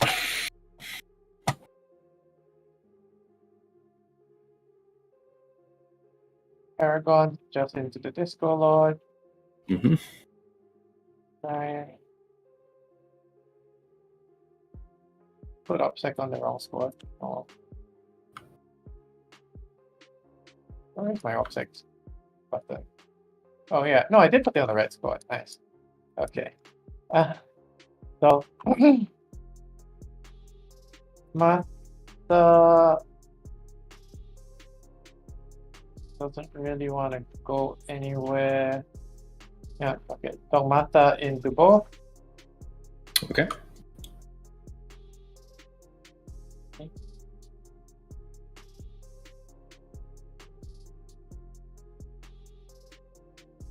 And then That Val. is some hyper aggression there, chat. Yep. Sending the Dogmata in to a bunch of characters that can fight on death. A little scary. If you do lose that Dogmata, you lose access to objectives secured on your Paragons. Interestingly, it looks like Dude does have 45 points left over in his army for, or 55 points, I guess, for summoning. And typically he summons a Herald with that in order to try to get some psychic secondaries off. But it looks like he's actually summoned some Furies this game. He does have raised the banners high, so I think he's just trying to get more action monkeys into his list. Whereas the majority of his infantry are going to be pushing really aggressively forward. Now, looking at what Dutes has remaining, we do have a big cultist brick in the back here, and 2 more units of Chosen in his Land Raider. That's one thing. Plus some Legionaries as well. So, Just to be my guess. If we are able to, you basically convert perfectly here and knock out the Paragon Warsuits with the characters, which I think is still unlikely. Dudes basically has his support units, a couple, some ancillary shooting that's a little bit inconsistent, and 2 units of Chosen to try to take out, to contend with these Sororitas characters. And not to mention the 3 Mortifiers, excuse me, up in the top that are just have killed the Possessor and basically going to be reigning supreme now. And the question is whether that's enough, and I'm not entirely sure it is. So I think Dudes' potential overcommittal to this fight in the center might come back to bite him in a big way. So 3 on the Possessed. Yeah. Okay. 3s, 1s. I'm not -1 to wound anymore. Oh. And then Oh, that's a wound. We're So you're up. 5 up. Good. Right. Oh, that's terrible. And then Demon Prince. Ones. Another hit, landing on 3s because you're -1 toughness. Wait, 4s, is it T7 or T6? Yeah, So yeah, T6. 3s. Wait, no. Yeah, so yes. Correct. 6 -1, yes, 3s. Yeah, you're strength 6, right? Yeah. Okay. These are Five up. AP3, right? AP3, yeah. 2 damage each, so that'll Yep. just get me. He's gonna fight on death. Who do I want here? So it looks like Demon Prince going down. I wonder if you just try to kill the Dogmata here. As bad as it sounds. Yeah, maybe you just go into Paragons also. I think I have to go for your Paragons. Yeah. It's pretty crappy. Not a good profile for killing Paragon Warsuits, but it is something. Yeah, we're gonna go for the Paragons. Demon Weapon. Good. D3. 3, so 9 again. How about generate my miracle dash while shooting? Yeah, Yeah. 5. 2 more again. So hitting on 2s. This is new battle round. Yep, so I am exploding now. And 3s. Ooh, Okay. Not a good roll from the Demon Prince. I assume these first, right? Yeah. 4s. Oh, 1.5. Ooh, And what the take 1 saves are damage. bad. This one dies. This one's out to 1. Clips out almost 2 Paragon Warsuits with the Demon Prince on the Right. swing.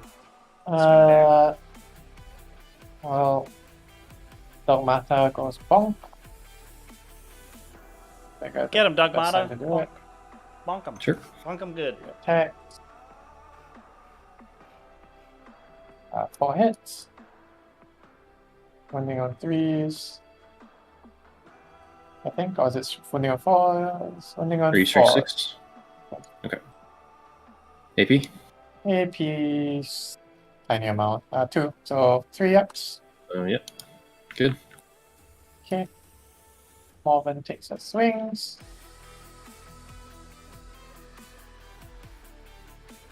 You fight less of the disco, right? Yep. Okay. 1 more attack from Marvin. 2 hits, landing on 3s, re-rolling. Holy crap. 4 saves and a mortal. AP3, right? So these will be Yep. 4 ups. Okay. Alright. Who is he fighting? Ugh. Probably so Marvin also goes and Paragons. one-shots the Lord Discordant. Didn't even Yeah, need we'll go the to Paragons. Paragons to activate. Okay, Not that it was likely he would survive that situation, to be fair. the demon weapon. But at least as a Yep. as a creation of So, bile, he gets to fight. 6. Jesus Christ. Rerolling. You can't reroll. No, I can't. Yep. Holy fuck, that's terrible. Oh no, and it looks like the Lord Discordant Oh man. Alright. The bladed limbs. has whiffed. I so can't believe far. a single one didn't get through. Yikes. Jesus Christ. 1 and immortal. Save, AP2, I think. so you're Yeah, fine. save and a mortal. Just 1 mortal. Take it. And then Wow. tendrils. That's not what we wanted to see from the Holy Herodias fuck, 32. that guy missed 5. No explodes. No. Nothing. Holy fuck. We can call this whenever you're ready. And you could just go here and force you to spend 2 CP or lose both your possess. Looks like we're making a talk out this game, chat. Interesting. Yeah, I mean, we can call it if you want. Yeah. I probably kill another Paragon just with these and then Probably like 2 more Well, with Chosen. That was and an that's explosive probably it. game for sure, chat. I think that's what it said on the tin. That's what the player set up for, and that is what we got. The game over in what? Maybe 90 minutes, if that? No, not even. Just about an hour, including setup. Yeah, we had an hour off an hour and like 10 off the players' clocks. Oh my god. Yeah, get those womp womps in chat there. Oh, dudes, I'm so sorry, man. That is too bad. Yeah, dudes does like to play armies, to be fair, that are sort of predicated on kind of dicey mechanics. And one of those being, a lot of damage coming from these characters with very specific amounts of damage. All right, well, that looks like it for that game. Let's go ahead and switch back over to our main viewer here for a game that is still ongoing, which is exciting. Thank you, chat.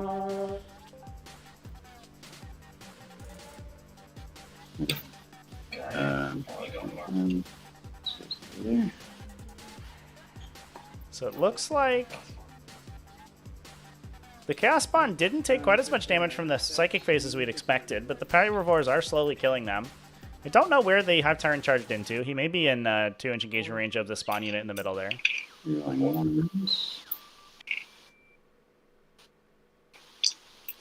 One explosion because they're in the warrior. Yeah, chat. This game... And then 4. This 1.5 battle rounds has taken as much time as the entirety of that last game. Well, huge congratulations to Ash for making it forward, and she will go to play the winner of this game. And I know some people were asking for Thousand Suns versus Adeptus Sororitas. That could be an interesting game for sure, especially since it is Valorous Heart, so they have a lot of mortal wound protection. But I think they are kind of susceptible to the Scarab Terminator shooting. It'll be an interesting game. I'm excited to see that one. It's got to be 2 points. Plus, Devin and Ash, both incredibly strong players. I can't stress enough how good both of those players are. So we'll see how it goes. Devin does have to get out of this game so far, and it is he did lose a lot of Scarab cults in that first turn. 4 of his friends. My -1 leadership from any source.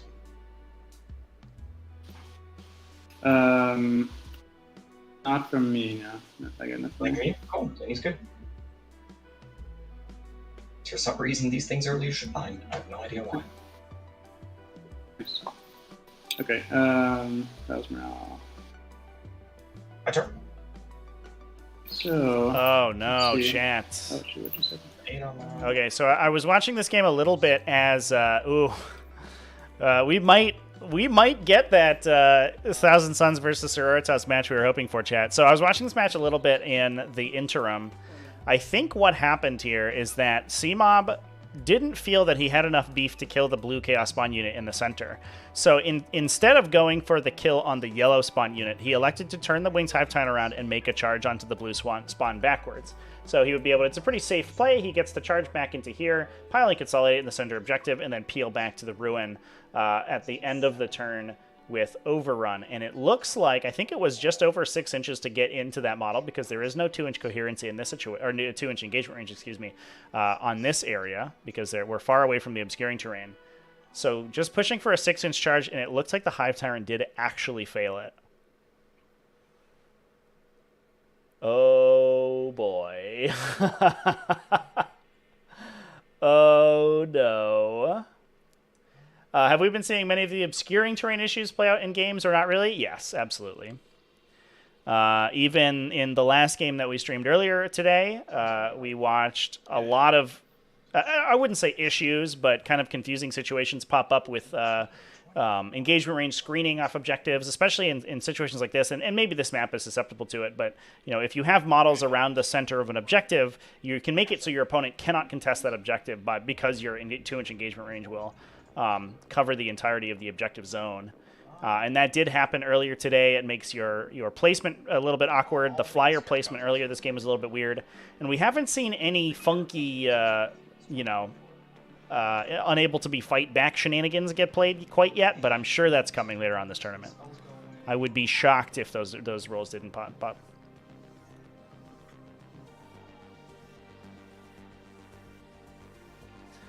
So this Hive Tyrant is wide out in the open here, chat. Now, CMOB does have adaptive biology on his Hive Tyrant. So he has a 5+ damage ignore. He has a +1 to deny this turn because we have locked in Neurothrope Imperative.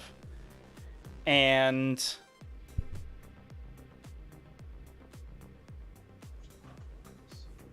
so we can hopefully try to protect ourselves against the mortal wounds.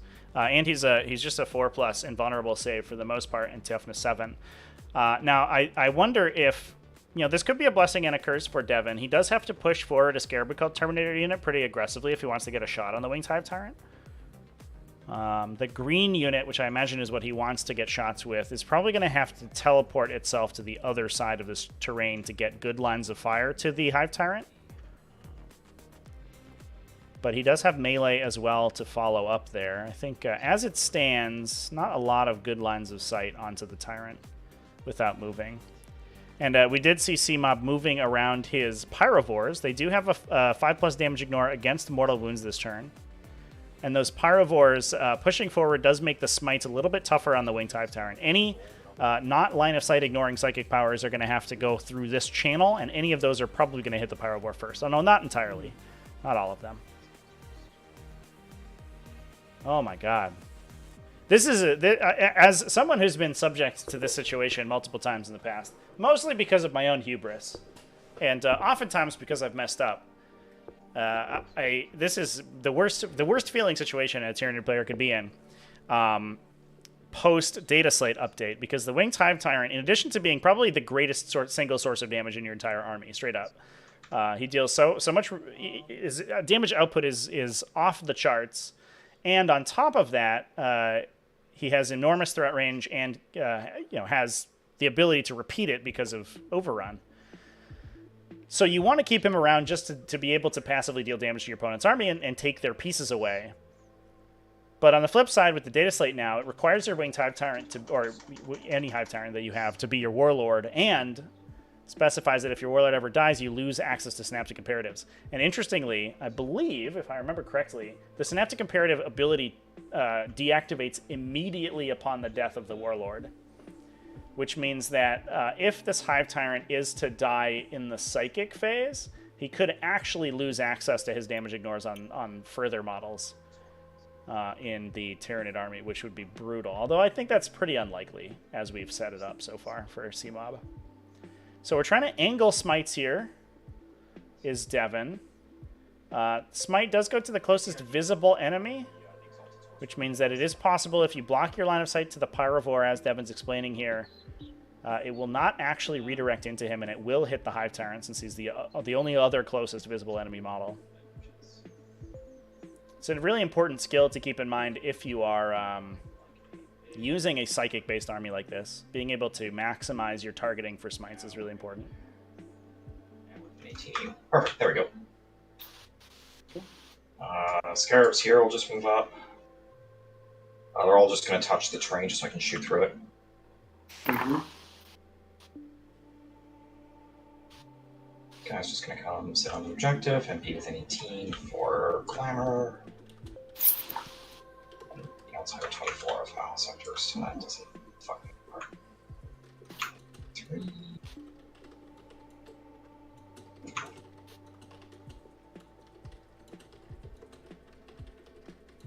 Tired of denying me, but I'm going to do that.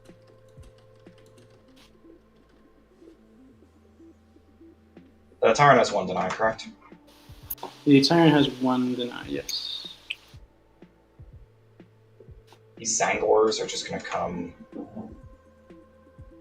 Yeah, so dude's confirming the other game is over. over to here, and they're just going to do the mission action on that objective. They've disconnected the lobby as well. And then the rest of these friends have to come out and pretend to do things to you, I guess.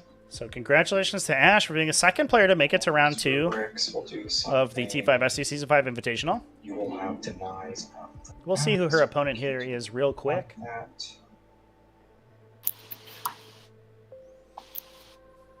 Yeah, champ. Yeah, the closest visible is very important for any psychic powers that use that terminology. It's really important to keep that in mind. And Right there from him. Yep. try to get what you want to get hit with Smite. So that's 6 inches. It is interesting. That, I have a rules video about this, actually. There's a rules everybody gets wrong video that talks about the interaction between Smite and range drawing and line of sight. The interesting thing about Smite is that the way that the range is drawn is not the same as it is with a ranged attack. So you'd consider Smite to be an attack, right? But an attack measures both range and line of sight from the bearer of the weapon to a target model in the unit. Whereas Smite measures range and line of sight independently, meaning that even if you are trying to get Smite into a particular target, it will measure line of sight to any model in that unit, but range is always the closest, meaning that if you can see, for example, if we were trying to smite these Carapacal Terminators, and the closest model was behind this wall, but we could see any of the other models, and that one model that was behind the wall was within 18 of us, the smite would actually still hit the Carapacal Terminators, despite the fact that we can't see that guy. As long as you can see anyone in the unit, you will measure range for them. It's a little bit weird and counterintuitive, but that is how it works. And these are bricks. Zongor Shaman literally phasing through a wall here, which I appreciate. It's very Xingqian. Really know what they want to do.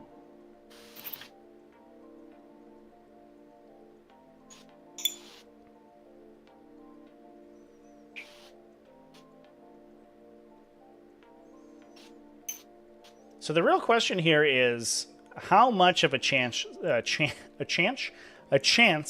C-Mob has, assuming that his Hive Tyrant gets killed in this turn, which I think is a pretty safe assumption. As soon as you have enough Carapacal Terminator shooting at you, the writing is pretty much on the wall.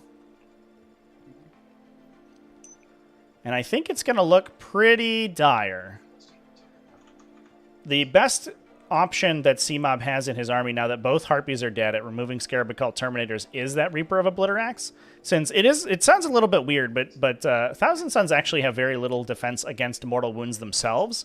They typically try to stop the psychic powers that are dealing mortal wounds with their denies and their defensive effects. But they don't. Once the mortal wound gets applied, they have very little way to stop it.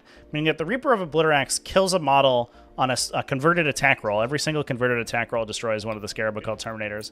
Then every 3 of those kills another Carapacal Terminator because of the wound overage. Because of the mortal wounds applied at the end. So the Reaper of Obliterax is probably good for 4, maybe 5 Carapacal Terminators on a good turn of conversion, depending on the defensive effects that they have active. So if that guy ever got stuck into a Carapacal Terminator unit after some of the Maliceptors started hitting it for mortal wounds, it's curtains for those Carapacals very quickly. But if the Hive Tyrant's gone, we're just hoping that the Maliceptors can deal enough damage to them to see us through the game. The Warrior Bricks are not well equipped enough to do it. The remainder of these support models are also not well enough equipped to do it. And I think, unfortunately for C-Mob, we have a bunch of points, 340 points, in this big drop squad of Pyrovores that, while they're good at fighting the Chaos Spawn, are very bad against the actual Rubric Marines in the Thousand Suns army. Their AP is not high enough, really, to get through them. And although they're 2 damage, so that against the regular Rubric Marines, they'll kill them relatively quickly, and they'll ignore all his dust. They don't get that benefit quite as much against the Scaraboccults. And the Scaraboccults will most likely be saving on 2s against them. Do Molt. Okay, so 3 damage on the Winged Hive Tyrant already. Go ahead. Cool.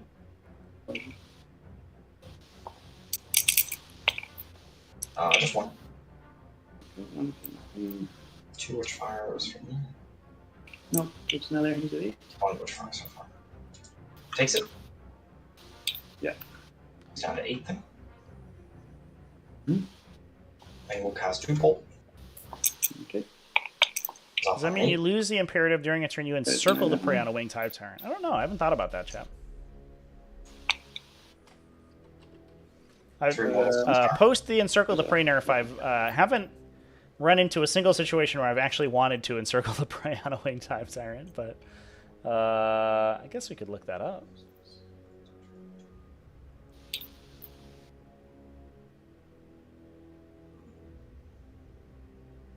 Wow, he's going to have to deny everything else I'm casting to you.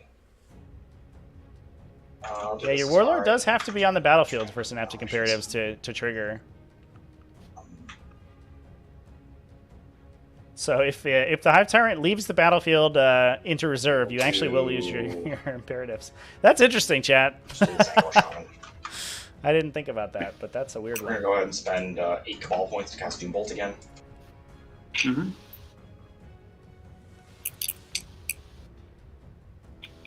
It's off on a 7.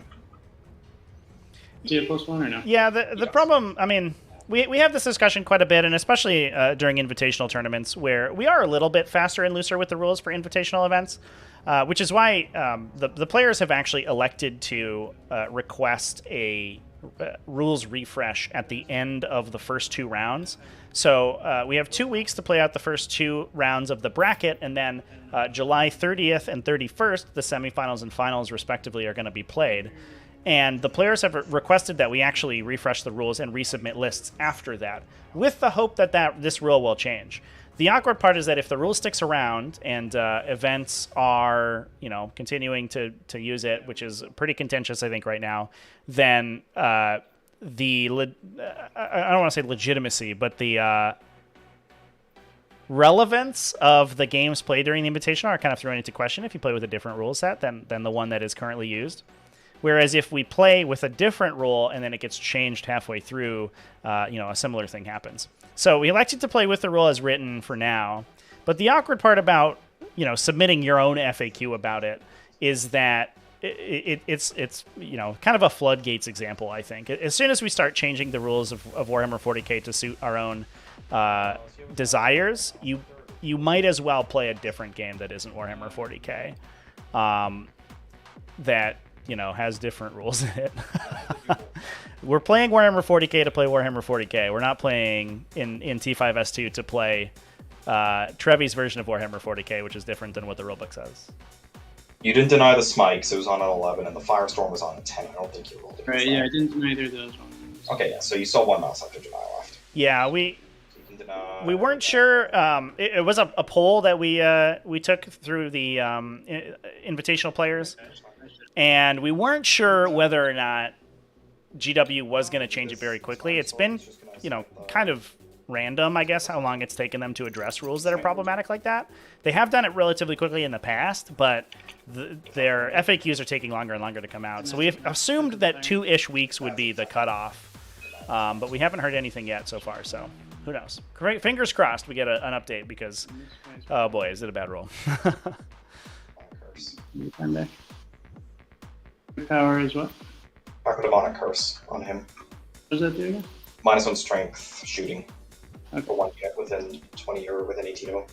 Gotcha. And then the move twice is from the Terminators or from our? The move twice is on this sorcerer back here, who's outside of synapse range of the Tyrant. Right. Yeah, I'm trying to figure out if he's in deny range of this guy. He's not. Okay. Okay, yeah, so what'd you roll? You got 8? I'll trade in a minute. Cool. Nope. Nope. So that's going to be... Oh, sorry, not 2. 1d3 mortals to you. Yeah. 3 mortals to your Tyrant. Nice. Dead. I was like, iconic way to roll triple 1s there. He does not blow. That's good for you, I guess. And there goes the Hive Rolls Tyrant just chat. get 1 Oh off. no. Too difficult. You got 1. Ripperonis. Can we get some womp-woms in chat there for C-Mom's Hive Tyrant and his Synaptic Imperatives? Because that is mega sag. He does. He's +1, no more synapse within 18 of them. Yeah. So that goes off. Cast Weaver. Yeah, I know a lot of events didn't implement the rule because of rules cutoffs, for sure. And that's totally fair. Thank you, chat. I really appreciate it. Yeah, that's absolutely fair, 100%. But if you're running a GT or something and you elect to ignore a core rule FAQ, I think, I don't know, that's a little funky. We might as well at that point, change how secondaries work and start repointing units that we feel. Who knows? Got 8 left.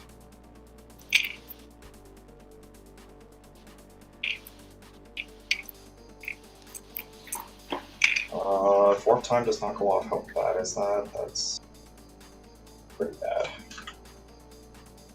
I don't need the CP. Yeah, so we're just going to spend 7 Cabal points just to auto-cast Warp Time from the Sorcerer. So getting our double move in the Scarab Occults. It's going to go, and it's going to go on the Terminators. So they're just going to move another 5 inches. He is just going to move up for the sake of being close to you. Oh wow, and it looks like the Scarab Occults are pushing pretty far forward, it makes my too. life a little easier. We just killed Maliceptors now. Yeah, oh no. Not sure, yeah. It looks like one of the Maliceptors also out of the -1 to hit aura from the Venom Thropes as well. Nice, So just one of them is go kind of shields down currently. Easy. Thank you, chat. Wander over. They are going to be eating some bolt gun. That is a bolt gun sandwich about to go directly into their big gaping mouths right now. Yeah, Warhammer 43k chat for sure. It's a such advanced rule set. It's 3,000 further years in the second future. power, I guess he'll just. I don't need to heal anybody, so I guess he'll just try teleporting himself. It would be kind of cool, chat. I'd like to see a 40k time jump. It goes off, so he's going to go somewhere that's not going to result in him getting killed. We'll just go up here. I'm interested about this. We have a Warp Ritual pick currently on the side of the table for Devin, which he hasn't been able to score yet. He is pushing forward with his Zongor Shaman, so he's got a little bit more board presence in order to confirm that. But I think he's hoping that he just clips out the middle of the table and is able to do it from there.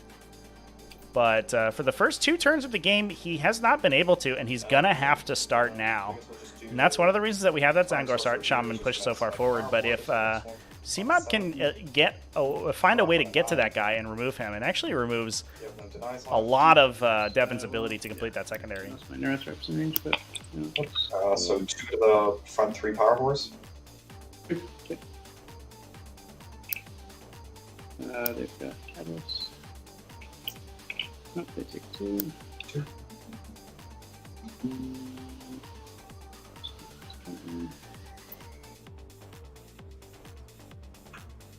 I think the issue with the additional melee range extension is a kind of two-sided, because in US Open layouts you feel the extra threat range extension a little bit more, but on a layout with more smaller pieces of obscuring terrain, I think you'd find the ability to leave melee ends up being more impactful, because you have more. You have smaller bits and corners and positions where your entire base doesn't fit on the terrain more often, and those are the situations where things get really like chicanerous. So I think that it will basically affect all styles of terrain, but just in slightly different ways. Then the green guy is just going to cast extra range on his own unit. Does, and then the Infernal Master over here is just going to glamour somebody. He does. We will glamour 3 Terminators. Okay. That's -1. -1, yeah. Alrighty, Psychic Phase over. That's pretty good, I guess. So I can't shoot anything here because I'm in combat with my stupid little spawn.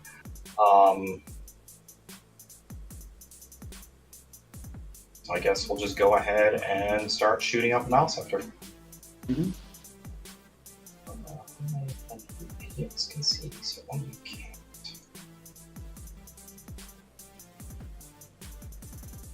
Okay, we'll do red. Red's gonna shoot at the Maliceptor. They can actually draw left side too. He'll be -1 from the Venom Thropes.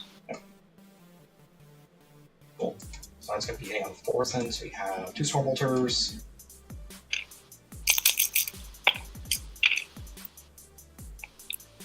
This is a very loud dice roll, chat. 1 wound. Kind of feels like I think Devin might literally be rolling dice E2. in his He before he falls, so it doesn't matter. at his desk over there. Just 1 damage. 1 damage. 14. It's gonna be the Soul Reapers on 4s. 5s for these. 1 more involved. So pushing damage through on the Maliceptors. Both Maliceptors down a single damage. And then the rockets. The real question is how much resources we're going to be dumping into this green unit. Only 2 CP to spend Hits. for Devin. Means 1 that wound. We only have a Wrath of the Wronged active for these guys, or an Infernal Fusillade. We don't get both for the full Wombo combo. Green will just dump everything into that Malesceptor. I'll spend 2 for +1 wound. Yep, there's the Wrath of the Wronged. Okay. And they are glamored and presaged, it looks like, so gonna be hitting on threes. And we do have rerolls from on them. Aramon, I believe. And then on 4s, strength 5 from the prayer, and then +1 wound. It's going to be 8 in balls to that Malesceptor.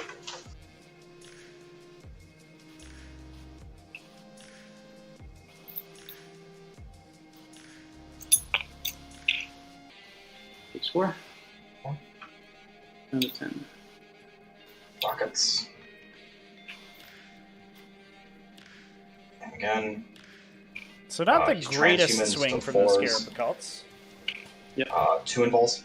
The rockets. A 4+ to wound into a 4+ invulnerable save is pretty dicey. T3. Looks like we are going to plink a couple rocket shots in there. Next I'm one. interested that Devin didn't fire the Scarab Cults into the unprotected Malesceptor. That was going to do a lot more damage, but I think he might have been out of range and didn't want to split fire. And 4s. 6 more. Oh, there goes the Soul Reaper Cannons, though, yeah. Oh, that's brutal. That's a brutal roll right there. Cool. Do Aramon will just... Well, not Aramon. This one Sword Reaper's just going to shoot him. For lack of anything better to do. Okay. Down to 5. Yeah, well, he survives, but he is mid-bracket. Could heal back up to top if we don't take any more damage, and roll a 3 on our regeneration. Oops. Take 1. Looks like one more goes through. Soul Reaper can't see anything.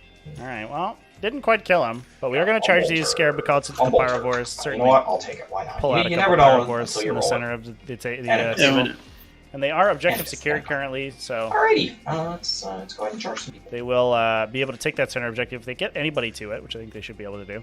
Looks like Chaos Spawn are going to use the Termagants to slingshot forward a little bit, although there are warriors on this objective. Only a single warrior, actually, which is a little bit scary. Oh, no, that's the Prime. Excuse me. So only the Termagants are objective secured here. But it doesn't look like we get a big enough charge to slingshot these dudes all the way around onto the objective. That would have been pretty brutal. That would have been kind of a windmill slam from Devin's side of the table. Would have been very difficult for T-Mob to come back from a 4-point primary turn and losing his Hive Tyrant. But only one of those things happening is pretty okay, I guess. Still going to score 8 on C-Mob's side, and he already has a 4-point primary lead currently.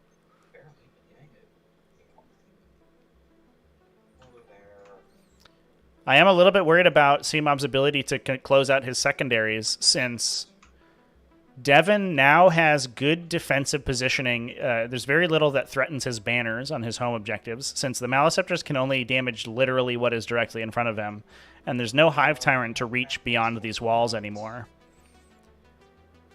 Which means that those banners are going to continue to score up for Devin. He's going to have opportunities to score Warp Ritual undeniably in future turns, and he's going to continue to tick up Wrath of Magnus. Whereas on the other side of the table, while we do have a ton of no prisoner scores being printed by C-Mob, the greatest threat for assassination that he had was that Winged Hive Tyrant. That Winged Hive Tyrant is an extremely strong assassination threat, since it can reach over and start picking up these characters. It has the speed to jump over walls, get onslaughted, to advance and charge, hit a character, overrun away, and rinse and repeat multiple turns. And without the Hive Tyrant there, we may see a blank on assassination, and that's going to be super difficult for C-Mob to come back from.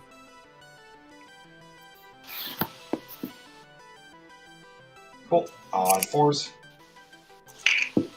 And on 3s. Let's try again. 8 AP2s to the Tyranids. So 8 dead. He did.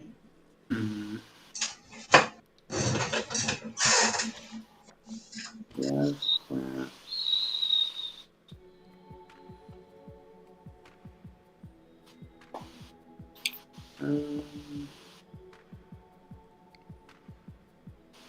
see. I'll leave this one.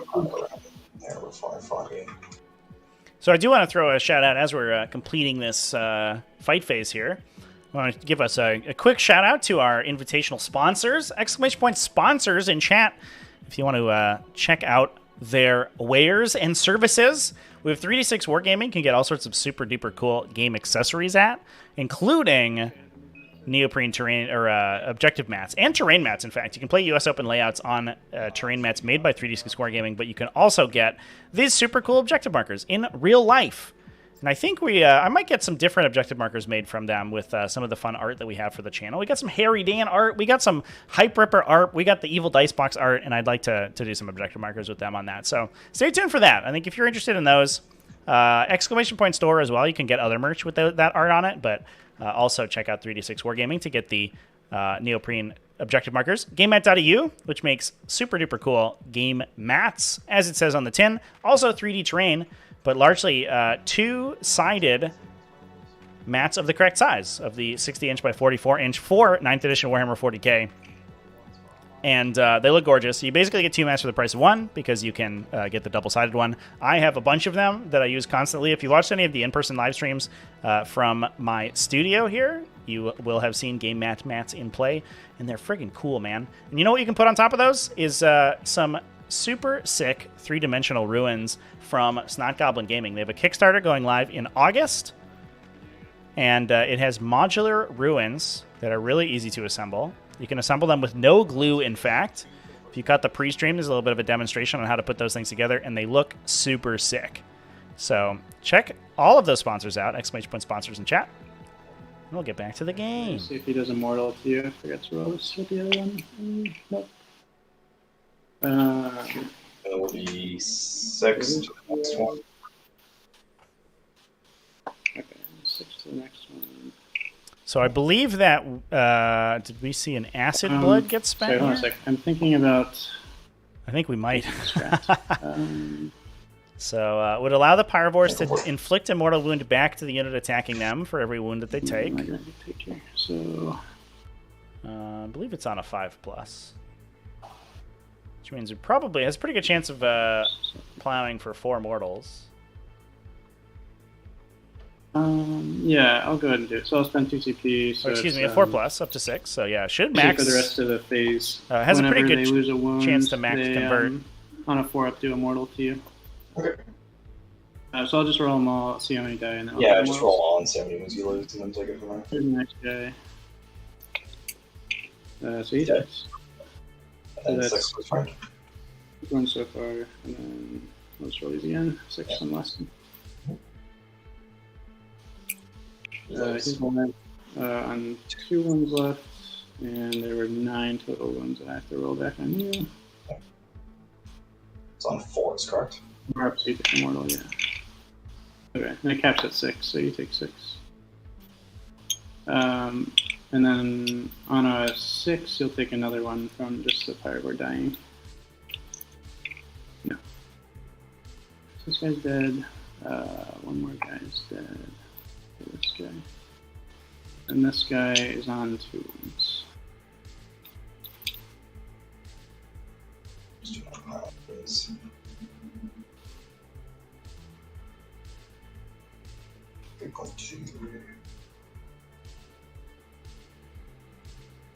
So Scarab Cult's not actually clipping out the Pyrovores entirely. Looks like we did lose the Scarab Cult to the Acid Blood. Probably worth a CP. Your activation. Great. Or excuse me, 2 CP? We'll that is a little bit do spicy, actually. 2 Pyrovores into the spawn. That's fun. Go for it. Let's see if we can clip out that spawn. Now, interestingly, the Scarab Cult's not getting any... not getting too far forward means that they actually will be giving up another 12-point primary to CMOB. Now, that's not the end of the world for Devin, because he is looking to get a big up on secondaries, and he has the entire game to try to make up those primary points. If he's able to push through the center objective in the mid to late game, he can, or relatively soon within the next battle round or so, he can make up that differential pretty easily. 3d3. But again, like I mentioned, I think it's going to be tough for CMOB to take those assassination points away. 3, 4, 5, 6. He'll just hit the one guy. Just to try and get rid of him. Looks like only 1 damage through on the Chaos Spawn. So 6 attacks. Gonna see if we can kill the remaining Pyrovore. It'd be funny if it exploded and killed that spawn. That'd be good. It is turn 2, chat. Yep. This game is going at a snail's pace right now. We are really at the bottom of 2 2. for realsies. Alright, 2 5-ups.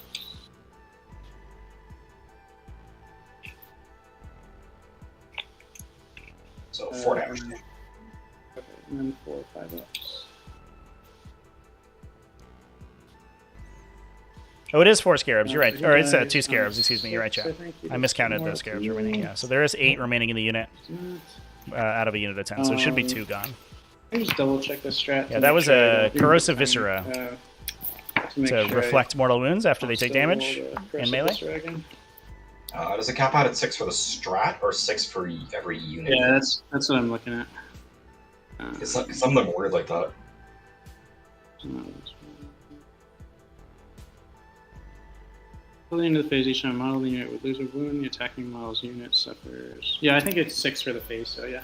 Okay. It won't do it, yeah. Alrighty. And then back to me now. Yeah, so Right, he's so gone. So the Tyranids I get Yeah. Okay. Translate has 6 attacks. He's not -1, so it hits on 5s. Yeah. And that was one of them. Sure. And 3s, I guess. Oh, go get him, Tyrannocyte. 2. Kill that chaos spawn.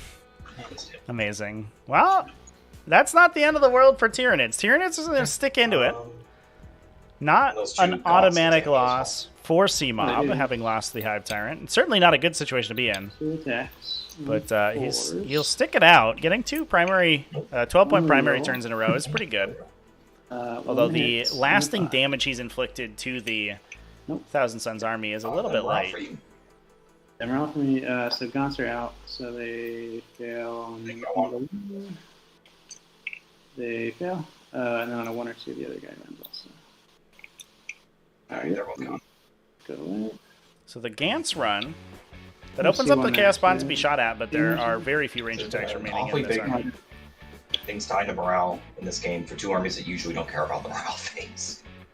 Yeah, right. Now, interestingly, the position of these Chaos Spawn here does make things a little bit awkward for the Maliceptors to try to get around and start inflicting mortal wounds into the Scarab Occult Terminators. Because there's not a lot of long-range firepower in C-Mob's army, he doesn't have good targeting with his damage. He just can inflict, and this is a pretty common weakness of these style of very heavy Psychic Phase armies, and especially heavy Psychic Phase Tyranids, because they tend to be kind of ponderous from a mobility standpoint. Whereas the Thousand Suns can teleport across the table with Sorcerer's Facade, Tyranids don't really have that luxury. So they're just trying to move the big butts of their Maliceptors into an optimal position to deal a bunch of damage. And while we may see the Maliceptor up top here, who's less wounded, be able to get in range to start killing Scarab Occult Terminators with its Psychic Overloads, the other Maliceptor is certainly going to be having to attack these Chaos Spawn. And as we talked about on the first turn, the downside of dealing those mortal wounds to the Chaos Spawn, while it does push through their defensive effects, they do have a 4+ invulnerable save this turn. They are one of the most efficient points per wound units in the Thousand Suns Codex, which means you're really not making use of the big benefit of mortal wounds, which is that you can access wounds that are usually protected by very powerful and very expensive defensive effects like Scarab Occult Terminators.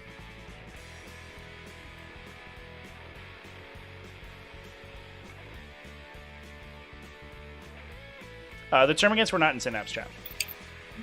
The nearest Synapse creature would be the Tyranid Prime, who mostly measures that to like there.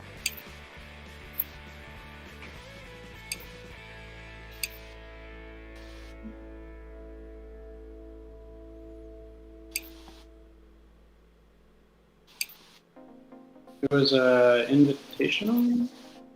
Yeah, it should be the Oh, Task Force. yeah, it looks like C-Mob actually got dropped from the game. I think his TTS crashed. All right, well, we're just vamping for a sec here, chat. How's it going, everybody? Hope everyone's having a good day.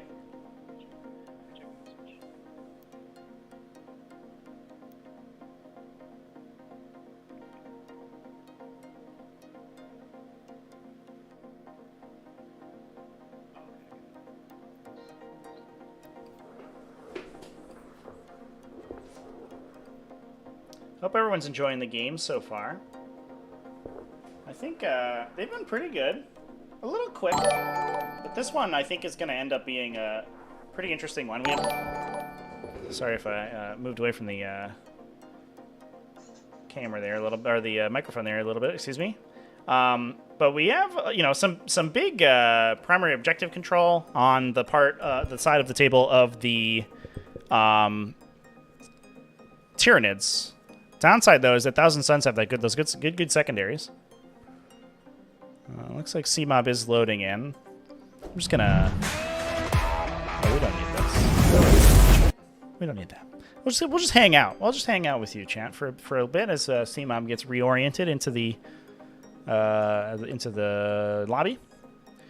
But I think this game is going to come down to a late game finish, in my opinion. And I do think that Thousand Suns, now having killed the Hive Tyrant, do have, you know, a significant advantage. The flip side is that Tyranids do have this huge lead right now, 22 points currently, and that's only going to get bigger until Thousand Suns can start scoring their Warp Ritual, which they can start doing this coming turn, assuming that nothing goes and blows up their Zangor Shaman. So we'll see how that happens. The Warp Ritual does have to be completed by characters, so the sorcerers inside the Thousand Suns units can't do that themselves. So they have to basically, unless they're using a temporal manipulation to yo-yo the characters in and out of the center of the table, they do actually have to expose themselves in order to start scoring that Warp Ritual. So it's going to be pretty interesting. See if the players are ready to get back started here. I think we are, yeah, it looks like we're solidly in the command phase now, so we'll go hang out back on the stream.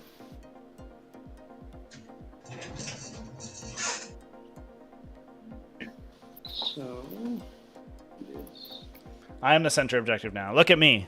Look at me. I am the center objective now.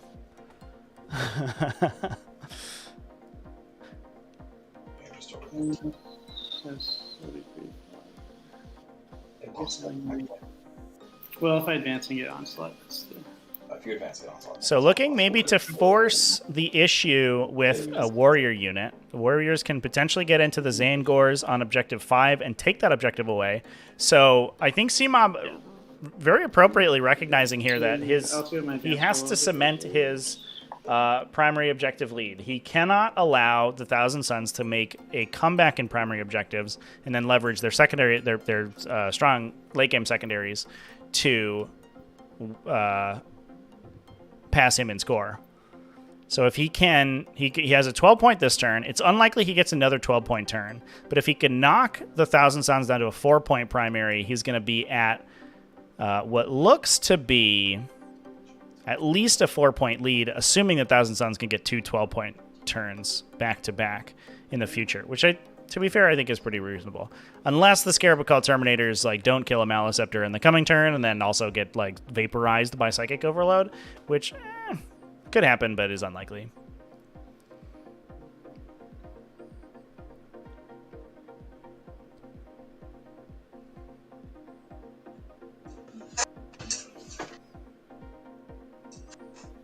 Really deep in the tank here, chat. We also have, we can't forget about these Pyrovores too, because I think 2 Pyrovores, if they advance and we pass an onslaught to the Pyrovores themselves, they actually can just kill these Zangors, no problem. If they advance into the terrain, although we are going to run into that 2-inch engagement range problem because I don't think they can actually fit around the wall. But what we may be able to do with them is get a move around the side here, advance and pass onslaught through the Maliceptor, get our Flamers into the Zangors. Although, this is an Aspiring Sorcerer, so they will obsec the objective away unless we get objective secured there. Never mind, chat. That's a bad plan. Don't listen to me for your plans. This way, they want to be able to see the Marines. Sure. You can definitely see the Marines from there. It's not a problem.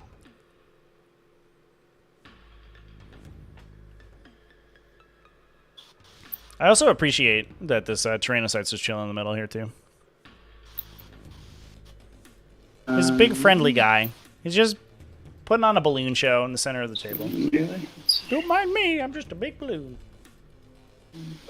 Terminator melee, 3 attacks each, 5, strength 5, AP 3, 2 damage. Yeah. Wizard has a 4 stave.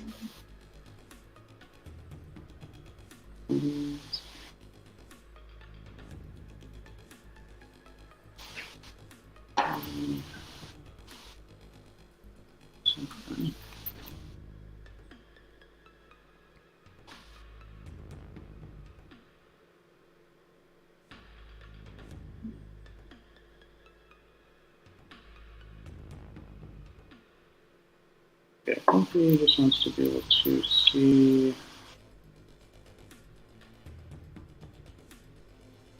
I think he could deal with the spawn too.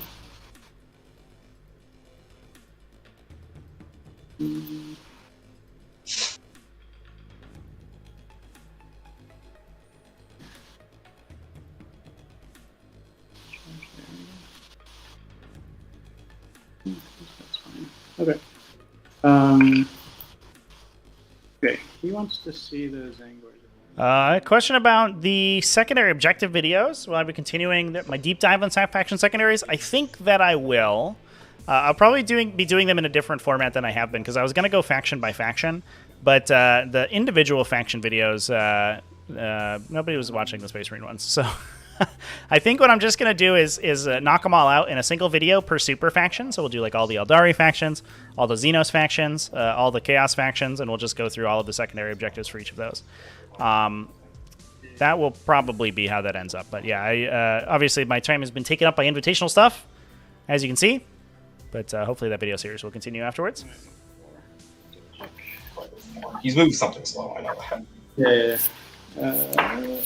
Go ahead and I'm going to put in a short break here, chat, as we continue to move through C-Mob's turn, his movement phase. I'm assuming the warp siphon is on the mouse. Yeah, it's on the mouse. I figured as much. Alright, this guy's gonna have to advance, so advance the big one. Sure. The full health one. Or 5. There's 13. The full health one. And here. Okay. And this one.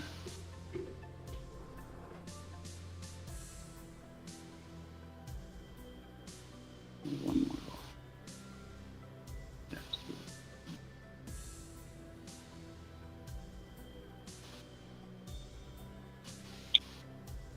These are gone now too.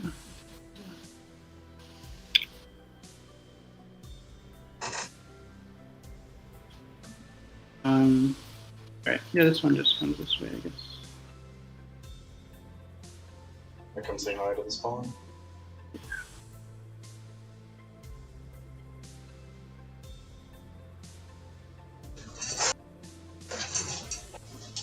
Cool. Right. The Venom drops pop out. Everybody's coming to play today. There. Oh, yeah, good.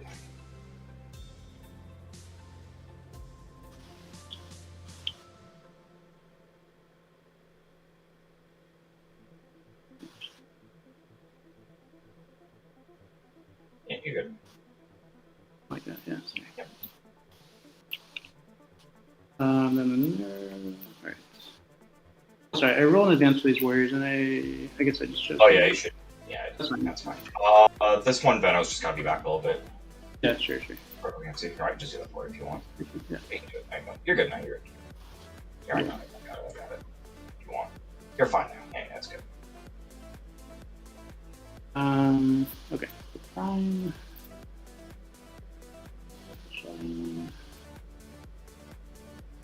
So, space cadence. Yeah, Chan, I agree.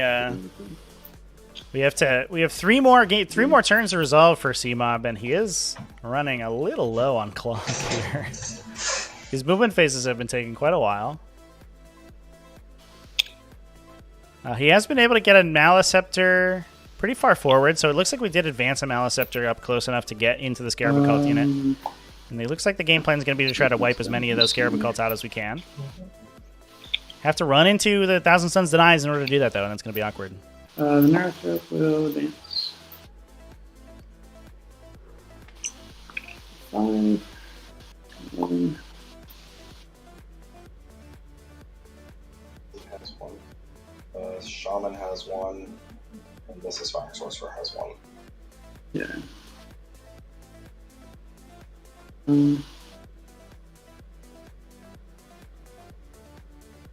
Yeah, the other thing to keep in mind for these 1,000 Suns and any matchup that has this like wide swath of denies is that getting your Neurothrop too far forward and getting randomly denied on stuff like Overrun, or Onslaught, excuse me, can really ruin your plans as a Tyranid player. Because you do have some psychic powers, and for Hive Fleet Leviathan, it's both Overrun and potentially Hive Nexus. Although less so in this list, because there's not a lot of core keyworded units in this list. That can absolutely ruin your day. You ruin your turn and potentially your whole game if you don't get them off. I think the Warriors here will... Sure, false. You are within deny range of this exalt of the little two there, if that's something you care about. Okay, how close is that? 23.4. Okay. That guy's out, and then the character's out. You're on +2 to cast with him? Yeah, +2. I'm just straight deny, so. We'll bump him back a bit. Oh, no. Oh, okay, you're good. Okay. Because I'm with the other guys. Yeah. Alright. I think we did it. Alrighty. Please. I'll get a... What did I do? Okay. We'll do a catalyst.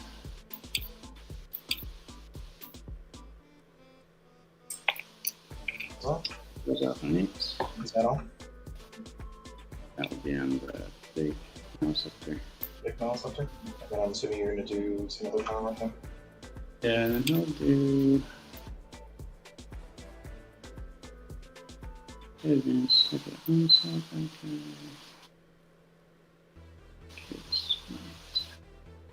I think we'll onslaught. Oh. So that'll be this mouse up there can charge now. Oh. And then that's it. So we have set up to charge the Chaos Bond with the Venom Thropes and the Wounded Maliceptor. That will force them to fight last, which isn't that big of a deal if we do get the Venom Thrope aura off, but there's no interrupts available here, so it doesn't make a huge difference. But the Venom Thropes are a good profile at attacking the Chaos Bond, because despite the high toughness value, the Chaos Bond are kind of characterized by having kind of crappy saves. They just have a 5+. So the Venom Thrope's low AP value isn't that big of a detriment, and they do have a 2+ poison effect, so they do wound on 2s against the Chaos Bond. So they can force a lot of wounds through, although they are Weaver Fated right now, so they will still save on 4s. So we kind of need the Maliceptor to convert relatively highly to be sure that we kill that Chaos Bond unit.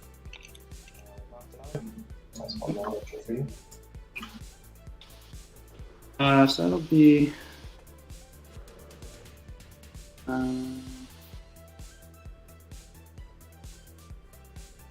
these games. So no Overwatch and nice one to wounds. Yeah, that's fine. And one mortal on the Chaos one. Do anything about that? Yeah, so that bracketed Maliceptor now only plinking for a measly single mortal wound every time it gets that 7+ to cast. A little sad. Poor guy. He's all tuckered out. Denies. I got one of the 6s, not both of them. Alright, so do 6. Crushing Foe, definitely go for Hype Ripper objective mats. All right, we'll make it happen, chat. So I'm in touch with Justin from 3D6 right now, actually, on a different project, so I'll get it done. I'll get you. I think. Tell me what you'd want, chat. Would you want a Hype Ripper objective mat, or would you want an assorted objective mat where each objective mat has different artwork on it? Because that's what I was gonna do. But if you want just Hype Ripper, that's also good too. I could make that happen. 3 of the Terminators as well. it's not D3, it's like roll number of dice as models, Yeah. and then your No, but you're just gonna do the 3 just from. Oh yeah, and then we'll do 3s then, yeah. Yeah, we're gonna 3d6 deny that. A long barrel parasite happening. Oh, that's died. Because it's not take the top 2, it's just all 3. It's added together. It's the best and last strat in the game. That's quite good. He will smite. Both. Wow. All right, I'll hold you to that, chat. That was interesting. Yeah, I think I take the perilous. So d6 plus 3? Yeah, so first I'll do D3 on myself first. Oh, yeah, technically this happens first. I take 1, and I have Feel Pain. I make that, and then D6 on you. Or 3 plus 3 is 6. Okay, well, that's the Maliceptor combo going off. Starts to plow this Terminator unit for entirely dead Scarabacults. It's like 2 dead from that shot right there. Machine Phase.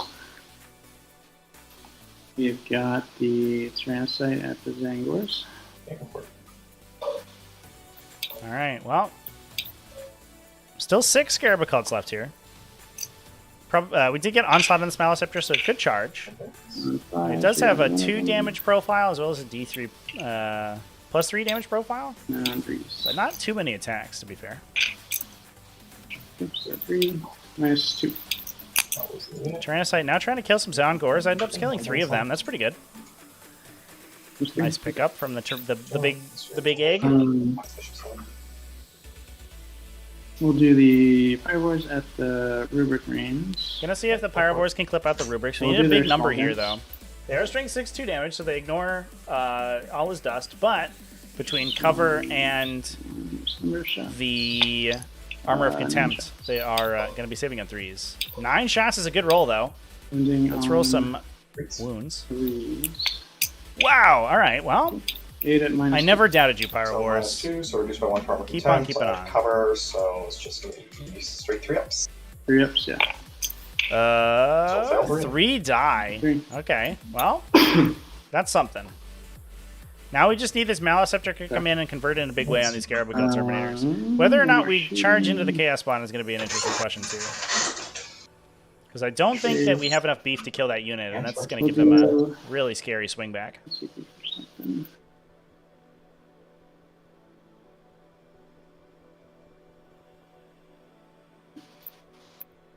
Alright, we'll do the Venom Throps into the spawn. Yep. On roll pretty low for again. Nice. I think they're in, but it's just more. You're definitely in on the 6. Yeah. I'm pretty sure you can fail that anyway. Let's see.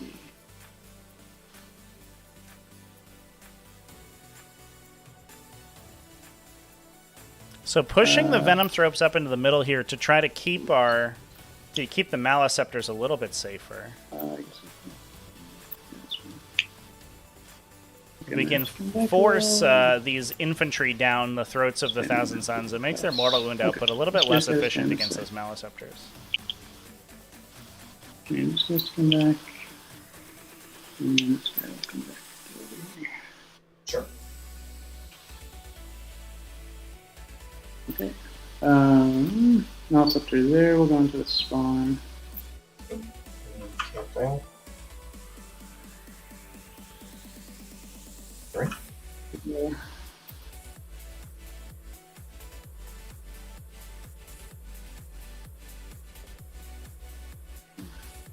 Now we do have 1 CP here. Okay, We gotta could. be careful. The Maliceptors do have the keyword for the impact, the good keywords for the impact attack stratagem. If he wants to. To do 3 or Right. D3 plus 3 You mortal just, wounds on the charge. I don't want to let you pile around and stuff. I actually wonder if we is are going to something see I that can happen. I would use that on a Scarabacle Terminator, I think, right now.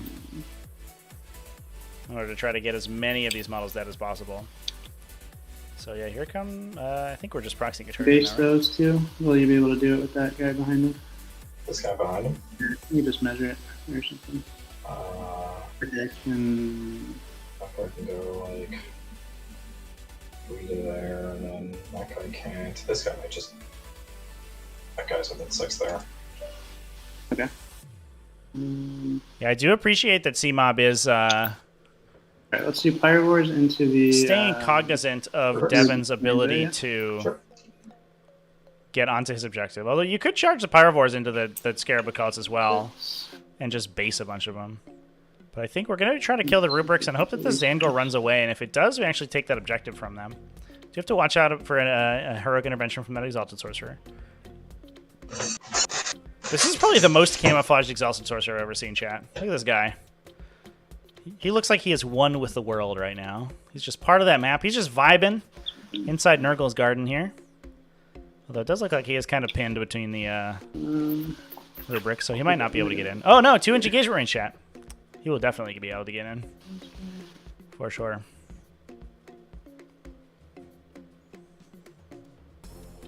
Do you charge me to lose the objective? Yeah. I think I may charge the spawn over here. You would have to charge turn haters as well, I think. Yes, yeah. 4 inches between here. I just a little bit. Sorry about that. Yeah, that's fine. Okay. Should have done this before I charged with the fibers. Your base is 3.5 wide. Yeah. So a little bit of takesy backsies. If you moved him like that. Not electing to charge the Scarabacals. Looks like we're going to So try to I'll go into set the him into Chaos the Spawn spot. with the second Maliceptor. They do have a good profile on killing Chaos Spawn. But that will mean that the Chaos Spawn, or the Scarabacals aren't in Yep, fine. You're good. range to engage or to pile and consolidate onto the objective themselves. Since those Maliceptors in the High Fleet Leviathan are only a single model, they're not objective secure. If anybody gets on that objective, it could be really awkward.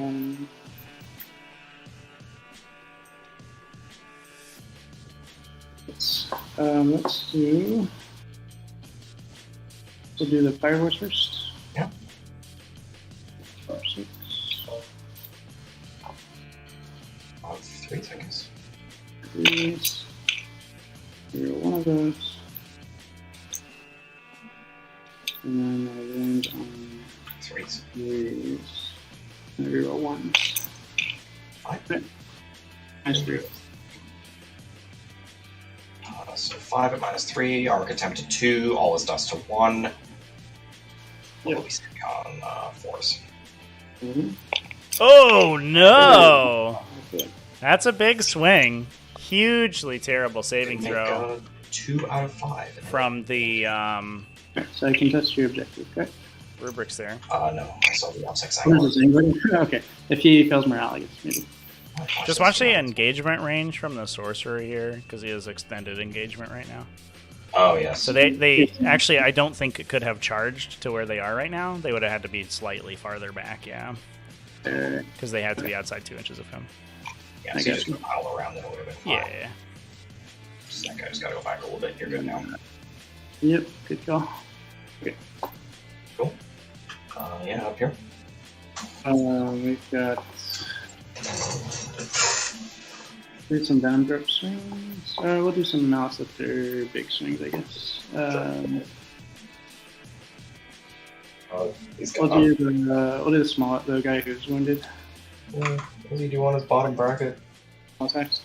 Yeah. he Attacks probably hit on 5s. Yeah, hits on 5s. He's got 3 attacks, but he'll do the 6 attacks. He'll do the sweep profile, okay? Yeah. Yes. 3 hits on 5s. Rolls 1. And then rolls 3s. This one. Yep, and then it's -3. I'm falling right now from Weaver. Okay. Nope. So I'll kill a good one. Good job, Maliceptor. Even at bottom bracket, we can still do 2 damage to a Chaos Spawn. Now I think we probably fight the other Maliceptor. And then we'll go with the other guy. Try to get maximum damage down here.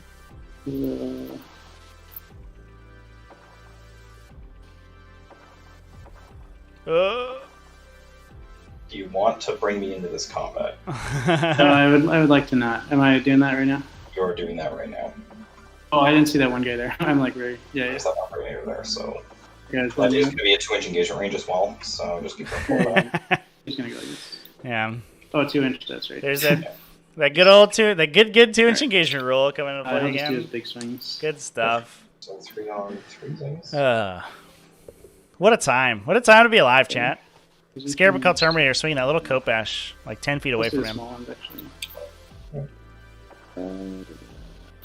Yeah. Sure. All right, let's see. 100% conversion here, Mr. Maliceptor. Oh no, he rolled terribly. Just kidding.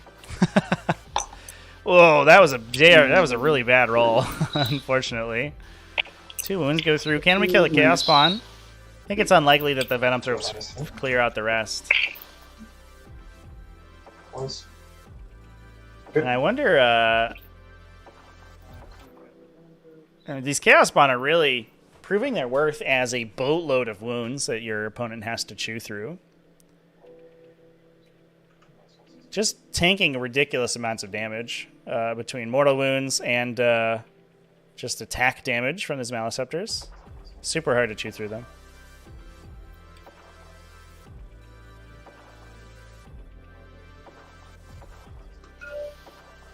Okay, this guy is just out. Well, let me see if this guy could not pilot that far. Let's see. No, that's not gonna work, I don't think. Okay, so just 2 guys. So just 2 guys? Yeah. So yeah, he will go over here. Sure. Alright, so 10 attacks. 3s. Mm-hmm. Yeah.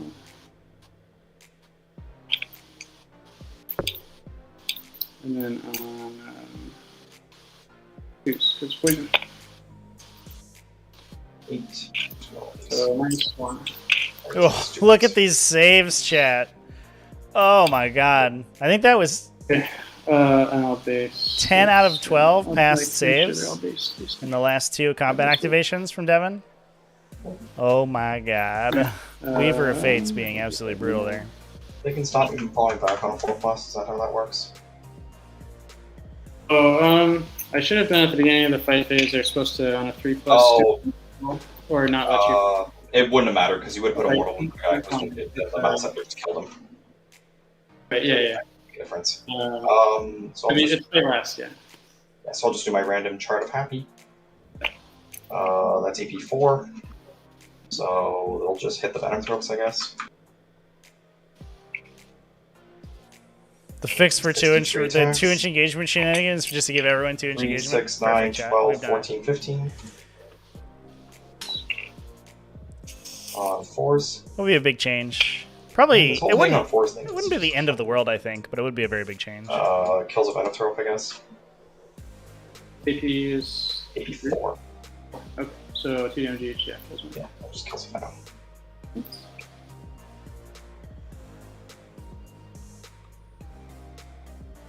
Do you have other guys right now? Here's Synapse and Fearless. Okay.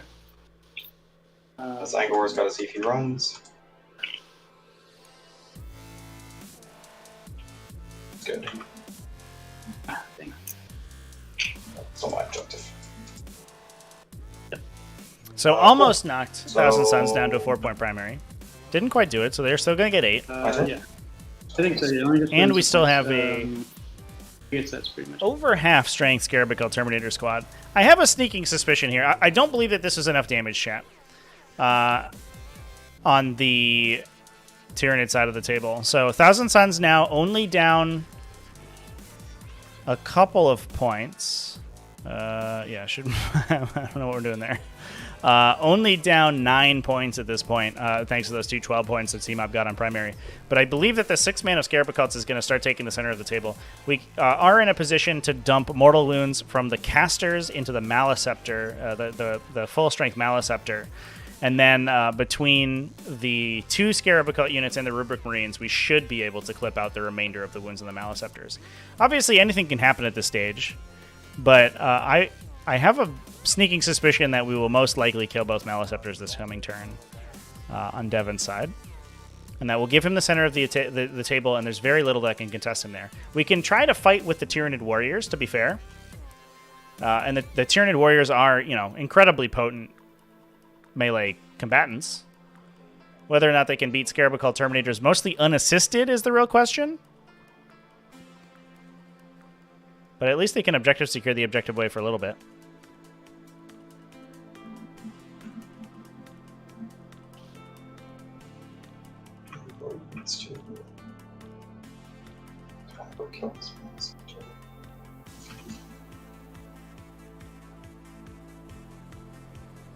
Paroxysm is such a pain in the ass.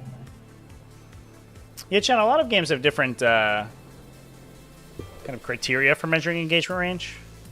You know, I cut my teeth on War Yeah, just Machine and nice and Hordes, and that limited went area, not in shooting. everywhere from half an inch to 4 inches for melee range in that game, Just to flip this objective from which you. is a little bit interesting.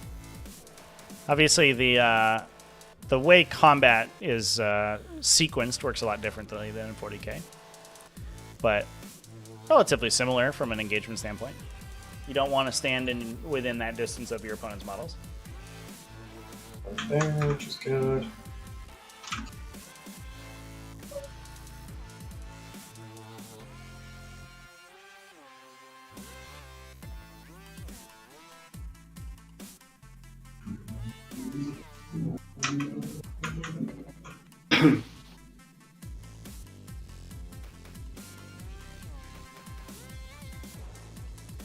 Cool, so that Shaman's got to advance that. Okay.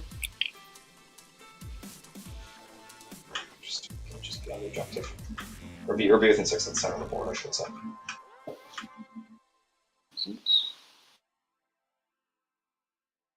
These rubrics.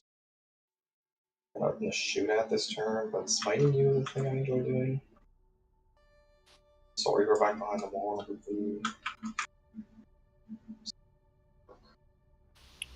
gonna hang out over here.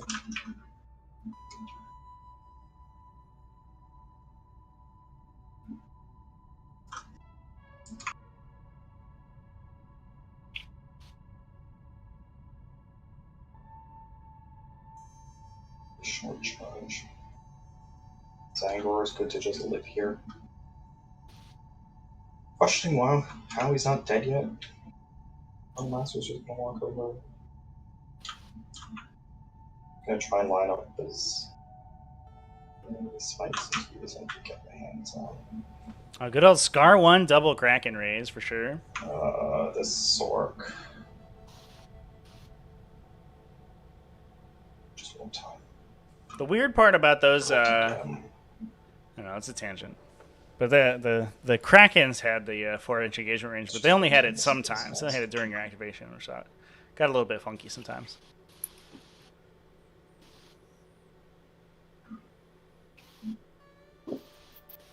Yeah, that was his turn. Just go on 60 here, just so you can smite you as well. Then Armon will. Both these players running a little bit low on time. It is important that they keep time in mind, I think, at this stage. Devin down at 24 minutes, C-Mob at 14. Obviously, C-Mob a turn ahead, though. So if Devin wants to keep ahead on time, he does need to spend less than that during the resolution of this turn. And I think that he looks like he knows what he's doing. He needs to start scoring Warp Witch roll right now. So that is what the Zangor Shaman's doing right now. And he does have the Cabal points to automatically, or to make it undeniable, which will make things a lot easier.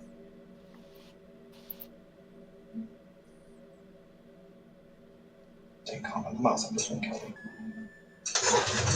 Okay,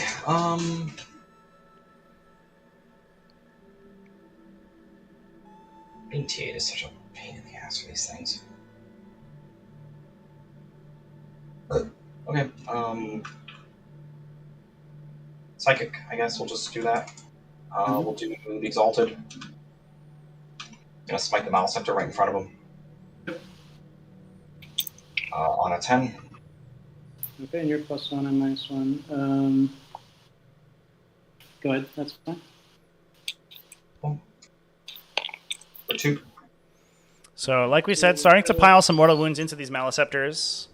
They do have denies, and we did push our Neurothrope a little bit closer, who does have 2 denies built in as well. So we have a good brace of denies to try to keep this guy alive. But Devin would much rather be putting his smites into this fully wounded dude than any of the lower toughness, no invulnerable save units on the Tyranid side. Okay. It goes off on an 8. Alright, I'll try to deny that one. Sure. Nope.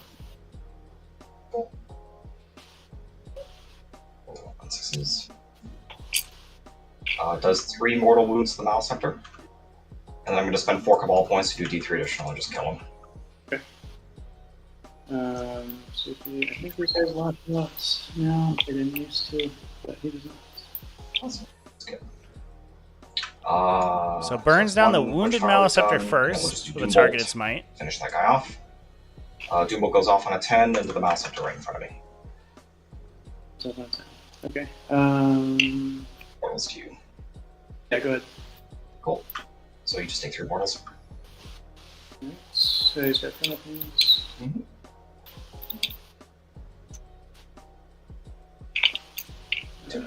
You got 1 malediction.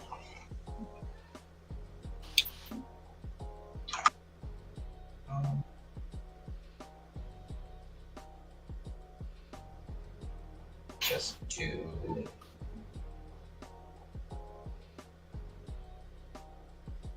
We just do the baby sorcerer here. He's going to cast Smite on a 6. Failed. That'll be on the 7. And then he's going to cast Warp Time. Gonna fail too. Good job, team. Blessings this turn. That shouldn't be too hard. We'll do Glamour from the Infernal Master. Fails. Spend 5 Cabal points. Let's spend 5 Cabal points.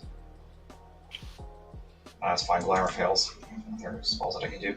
We'll do the Shaman. He's going to do Warp Ritual. Okay. Succeeds on a 9. You have a deny from the Nero throw left. Yeah, if I tried 2. I tried Firestorm and... You tried to deny Firestorm, and yeah, but that's all that you could have done. So this is, I've got on a 9. I think I've got 1 from this guy too, then, right? Yes, you tried one with the Maliceptor and it flubbed. Right, but that was with this Maliceptor. Oh, so you have the 1 from this Maliceptor too. This is a rough matchup for Thousand Suns? I don't know, chat. They're certainly not making it look like it. Although, that does happen when you kill the Hive Tyrant on turn 2. That's a pretty big deal. So we still need 3 blessings and 2 maledictions. Alright, well, let's just do Armon, get him out of the way. We'll do Weaver. Goes off on a 7.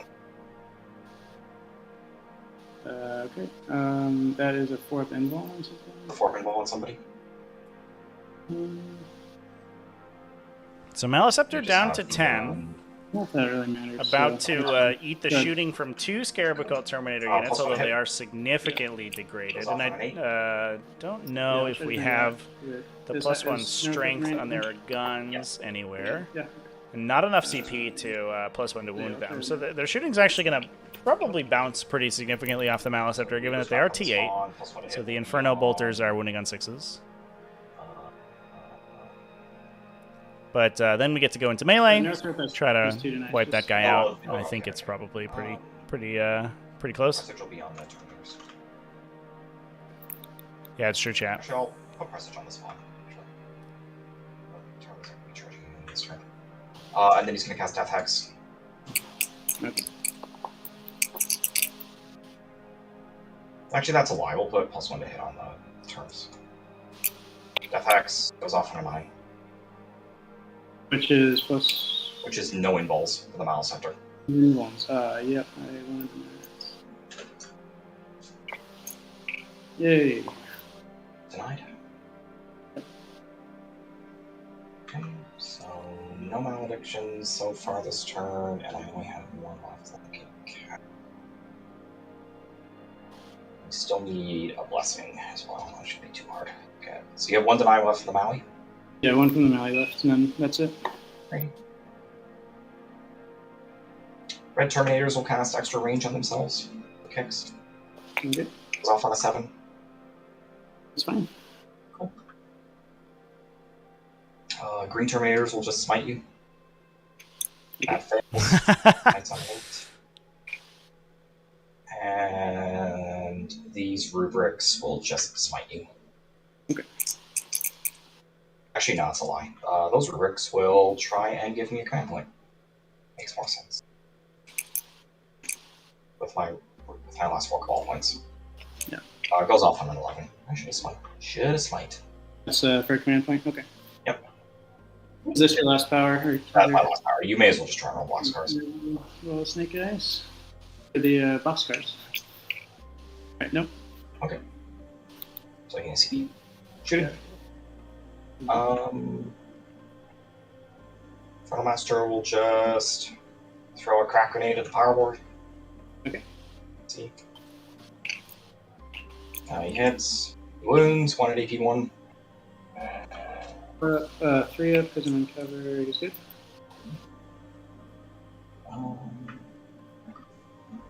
Can't see warriors, can't see anything else. Can't shoot the arrow. So green just has to shoot the Tyrannocyte because they have literally nothing to do. Aside from that, it's going to be 4 Storm Bolters still left. 16 shots. On 2s. Rolling 1s for one. And on 5s. 3 AP2s on the Tyrannocyte. 5 ups. Just 2. Sword.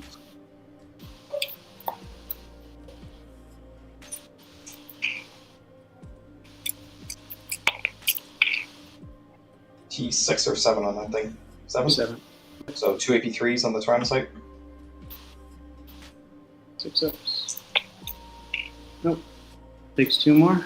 That takes 2 more. For the rockets. It's going to be 3 AP2s, or 4 AP2s, sorry. Devin moving to a position on the clock that's going to be roughly analogous to C-Mob. Both these players really scraping the bottom of the barrel when it comes to time allocation, which is a little interesting. Red Terminators will shoot. Nope, okay. So the one guy that can't see the Tyrannocyte will just shoot the Power Wars, and then the other 3 will just shoot the Tyrannocyte. It's going to be into the Tyrannocyte, 2 Stormtroopers. On 3s. And on 5s. In the box. 4 AP2s. Ooh! Get wrecked, Tyrannocyte. So it's Tyrannocyte, right? Makes sense that we would be sending those shots into the Tyrannocyte. The strength 4 pretty bad into the Maliceptor. All hit. 2 AP3s. So. Nope. 1, 2, 2. That's 2. And then the rockets. Do we knock out this big guy? There's a potential he could go in and continue to try to harass Objective 5 if he doesn't get taken out. 1 5 up. So it makes sense that Devin would try to kill him. Cool. Although I wonder if Devin even bothers charging to the Malice this turn. I guess he does want to bracket it, so it would make sense. I think it's also trying to kill you guys. Oh, we gotta do the shots into the Power Wars. 2 rockets into the Power Wars, both hit. No, and then 1 Soul Reaper into the Power Wars. 4 at AP3. Okay, so 5 ups with cover. Kills the wounded one. 1 damage each, so kill this guy. Just gonna roll. I forget. I don't think the explosion matters now, but no. Okay, good. I think it's only in melee. Okay. Master Shot. Which army should you take to an RTT this weekend? That's not range or anything. Exalted will bolt the Scope of Tyrannocyte. Hmm. Get him, buddy. Oh, that's it. I think Tau. I think you should play Tau. Everyone's playing Chaos Knights right now. They're like, I wouldn't call them hotness, but they people certainly like to play them. But unless people play Tau, and they deserve more love. You got more shooting? Nope, that's it. The only other 2 people can shoot you. So out of range. Alright. This is a stupid CP, but let's do it. Nope. Okay. I'm down to 1. Back to you. Cool.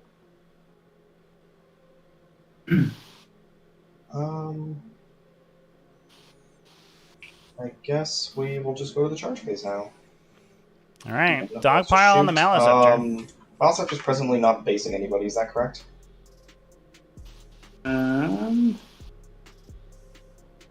Sounds correct. I think that's correct. Yeah, that's fine. Yeah. Clearly. Rubrix will charge the Maliceptor. Yeah, I think he couldn't Clearly get not in there to face face that guy because your Marines are not. Actually, we'll just put the Terminators into the Maliceptor. You're not going to kill me, so. That's how it is. That's good to hear. That's good to hear, chat. They're in with a giant number. Yeah, breachers are cool. So we're just going to come around. I kind of wish and- that maybe Imperial Guard will have more for like the SWAT team units of 40k. I wish there were more of those that were strong. I think breachers are, probably the strongest, but right now, like Kazarkin and Tempestus Scions are cool, but they're mostly there for actions. And at least breachers can do a bunch of damage. I like those units that run in and shoot people with regular guns. This is my favorite. I'm going to have choices against your. Oh, hell not good. Yeah, I agree, chat. I think so. the Fish of Fury style is definitely how things are going to be going for sure. So you're going to stick with the 3 so you just get face shot by that cannon. Cool. Damn, first and second at a 60-player event over the weekend. Nergomat? That's crazy. Good for Tau. I was surprised we didn't see any Tau in the Invitational this time around, but Devin's not playing. The Exalted Hero just going to the Power War. He's in with a 7.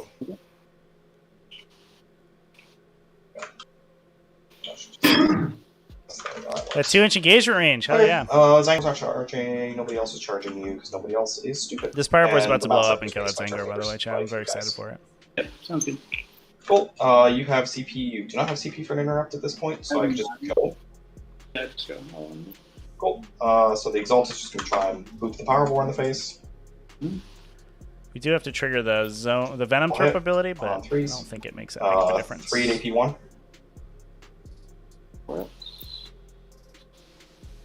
One goes through.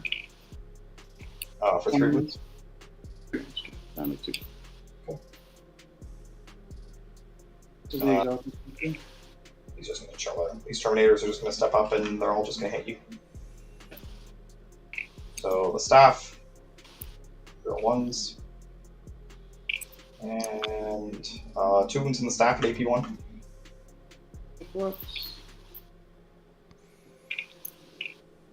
Sounds like that guy's about to be For 2. understaffed. Nice. on a 6. He had a staph infection Oh. and has to go to the doctor. Cool. Then Green Terminators just hit the Maliceptor. Yep. So the stave. On 2s, they all hit. On 6s, there's a paroxysm. Then I got 15 swings with swords. Okay. 2s. Alright, big swings of the Maliceptor here. Let's see if we can clear it. It is catalysted, so it's highly It's going to be unlikely. 4 Oh! D3s, and you do not have an invul right now. Okay, because that's well off. So 6s. What, on 6s?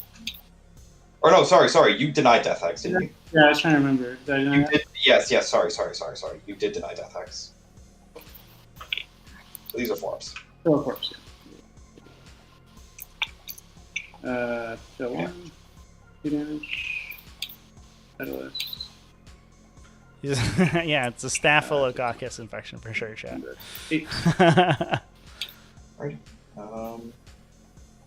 Look to you. Who do you want to activate with? I'm a little confused about what happened there, chat. And this, that's dead, right? Oh yeah, that is dead. This, just kidding. There's a... Before he Oh, gives me a the Scarab Occults are paroxysm? Is that the case? They must have been paroxysm for -1 to wound, which is why they were only wounding on 6s. Alright, so the Maliceptor's still going. We probably see a swing into the Chaos Spawn, I imagine. Attacking the Terminators feels like it's a little bit... They're Glamour right now, so Madison to be hit. I think you just attack the Chaos Spawn and hope for the best. The 2 damage weapon to the model with 2 wounds left, pretty good. Alright, we'll go Venoms into this spawn. Sure. She gets... That's an interesting decision. So in terms of this, I'm really curious about this combat phase sequencing here. The Maliceptor can swing into the Chaos Spawn. It's the best chance to convert its 2 damage attacks. It has better swings into the, you'd like to attack the Scarab called Terminators, but with -1 to be hit, it's probably unlikely that we get too much damage through. If we attack the Chaos Spawn here, the Maleceptor can't kill enough Chaos Spawn that the Venom Throps don't get to attack, and it means you can put 2 units onto 1. Whereas the Maleceptor is not going to kill enough Terminators here for this fight to matter, but these 2 units together could have killed enough Chaos Spawn to clear them out and free the Venom Throps up to fight on this side of the table. I'm a little baffled as to why we chose to sequence the attacks in this way.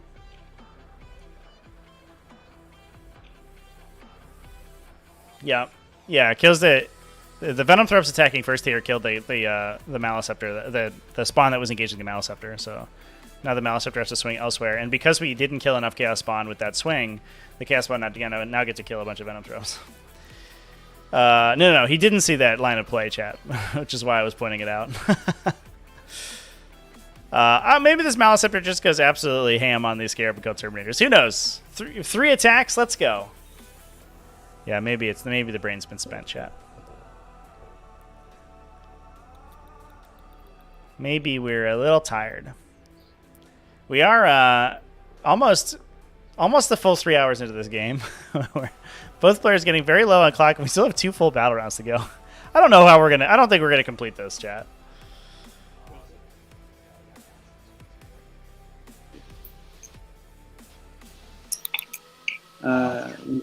Yeah.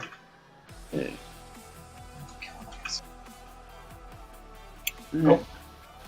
Morale, you don't care because I was in synapse range.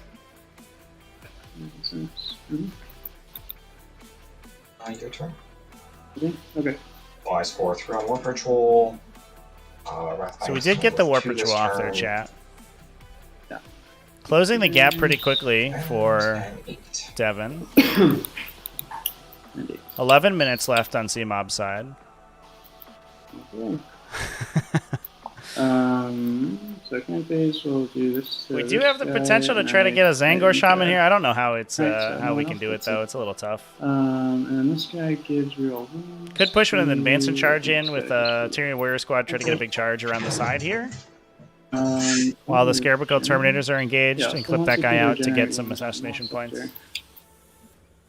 3. Gets D3 back. 4, 3.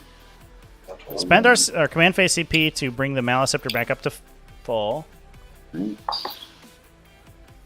Phase warriors there in the front row advance. 6.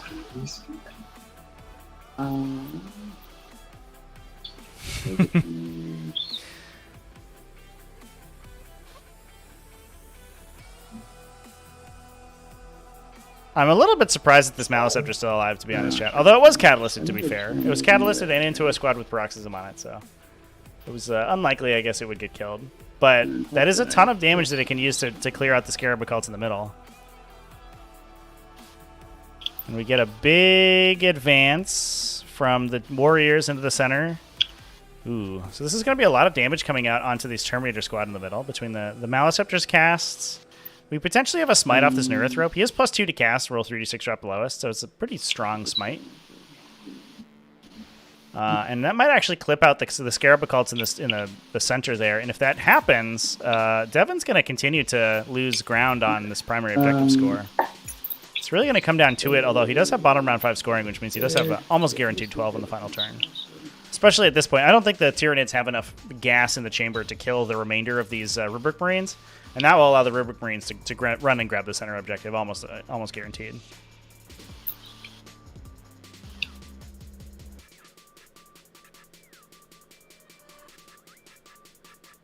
I think we'll go here. Run advance for him. Sure.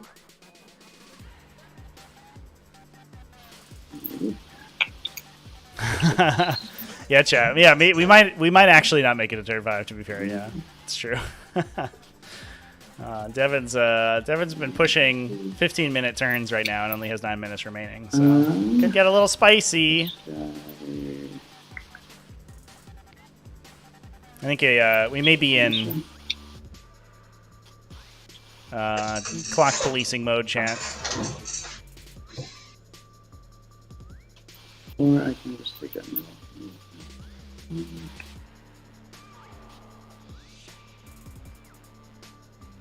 kill one of those guys. Sure. Okay. I'll just do that.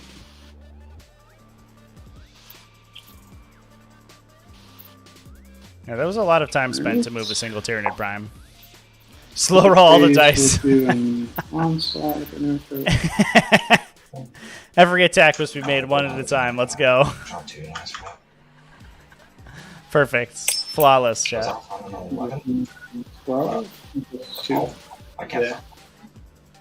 Okay. So that'll be the warriors who advance can now charge and shoot with no penalty. Yep. And then.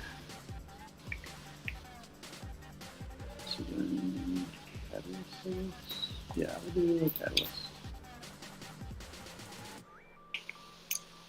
And that's all again. I'll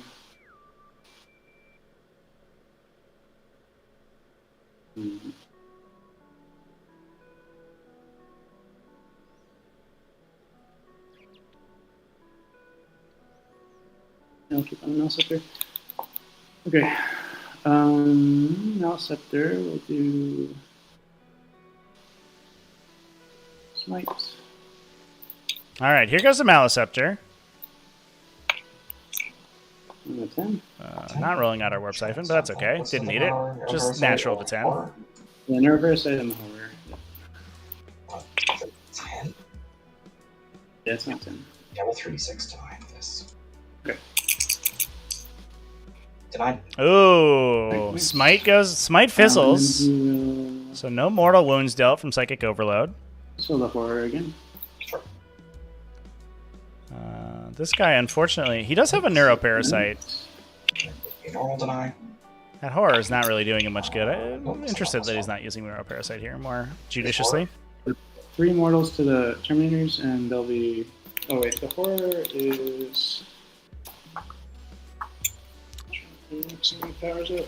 Things in one malediction again. The horror's Yeah, so the leadership. Scarab Occult's getting killed here. Means that the center objective is contested 4-4. The chaos bomb, So- I guess. Devin, it is unlikely for Devin to score a 12-pointer this coming turn, which means he's only going to get the 12-pointer on the bottom round 5. Yeah, we'll see how things go. Really much you can do. You can shoot the rubrics here. Yeah, it's no characters I can shoot right now. Great warriors can shoot rubrics, I guess. I think the engage on the objective was defensible, chat. I don't know if I would say that was the wrong call. I think we were hoping for more damage on the Maliceptor, but pushing for another 12-point primary is, or pushing for a 12-point primary on Devin's side is certainly, I think, the way he needs to get back in because he is so far down on primary. 2, right? AP 2, yeah. Okay. Alright. And then the 2 guys you can see from the other squad will shoot. Yeah, may as well. 3s. 1. And 3s. Alright, 4 and 2. Okay, takes some. Jeez. Actually, I gotta think about this middle thing. Yeah, so now there isn't really a reason for the Warriors to charge into the Scarab Occults. If they do and things go very badly, that could actually donate the objective. Extra AP. Right now it's contested. Yeah, sure. Okay, Warriors farther away will charge the Terminators.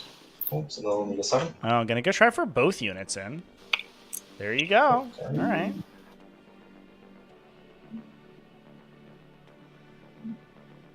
Just FYI, Chris, you're under 5 minutes on the clock. Yeah, cool. Thank you.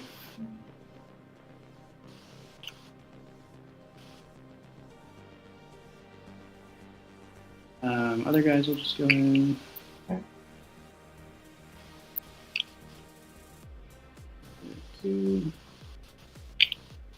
Okay, that's it. Fight phase. I'll spend 1 CP for an extra AP in that combat. Go for it. The warrior squad. So the first. So fight. Alright, still last one to hit. So we get 14, 12 attacks, freeze, 1, and freeze. Okay, so 4 minus 3. 2 to 4 ups. Oh. Damage. Oh no. Cool. I'll take the Malceptor out of combat with me. Yeah, that's what you gotta do. Peek immediately clears a Scarabacol. A little brutal. That's a good use of Combined Assault there, chat. Cool. To get the Tyranid Warriors to Other guys are 8v3 going. if you're engaging with multiple Leviathan units. Special effects. Yeah. Uh, Wasn't easy. Oh, 4 specials. 1. A little bit of a sad swing from the second unit. 4 minus 3. Minus 3 still, or minus 2?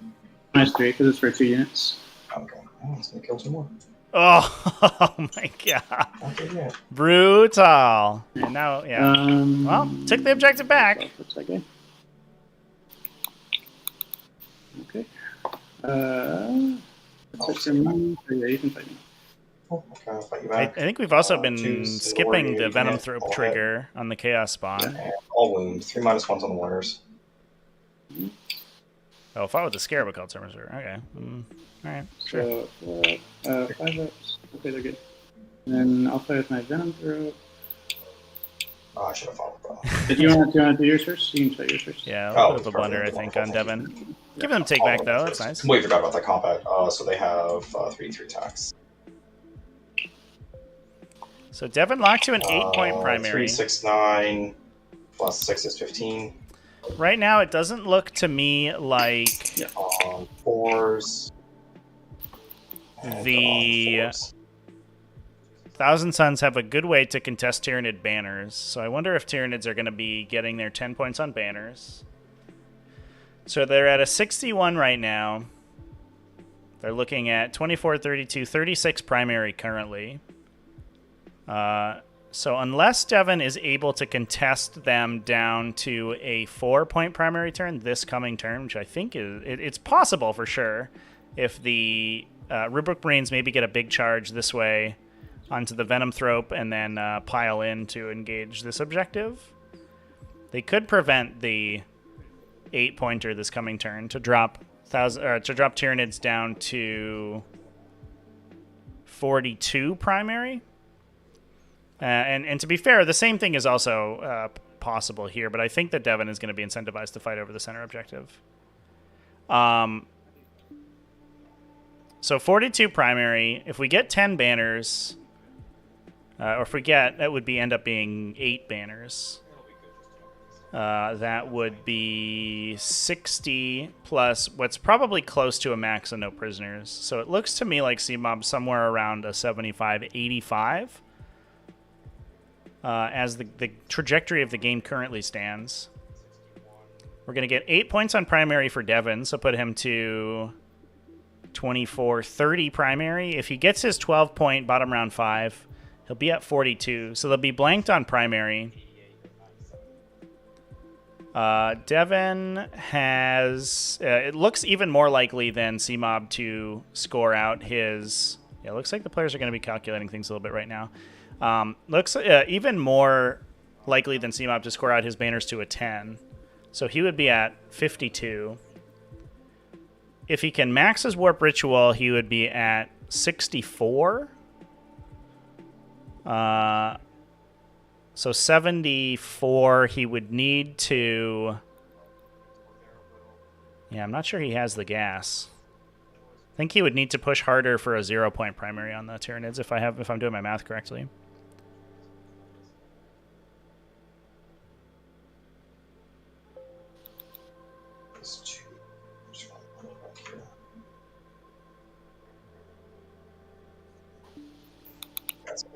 The spawner's stuck in melee, chat. The Venom Trope's still here. Somehow. Armon. They flubbed on it, I guess. That's a big deal. Yeah, if the spawn were free, that would make things much easier for I'm not going Devin. to kill this Maliceptor, so our monster's going to climb behind the wall. The Rubric's gonna Looks like we're just going to leave the Maliceptor go. Wow. Man, this is way more damage than I expected a Maliceptor to be doing in this matchup, for sure. This Terminator, I guess. Definitely expected more mortal wounds to go into that guy. But Tyranid Warriors doing their best to close things out. They are a terrifying threat. Where he is, because he's good where he is for the time being. Oh, Infernal Master's going to take his free reroll. And then the Rubric Marines are leaving, not pushing forward to objective number 1. Ooh, I don't... Does Devin have the opportunity to come back here? I think he needed to break some banners this turn. I think if he plays passively right now, I don't think he has the gas to win.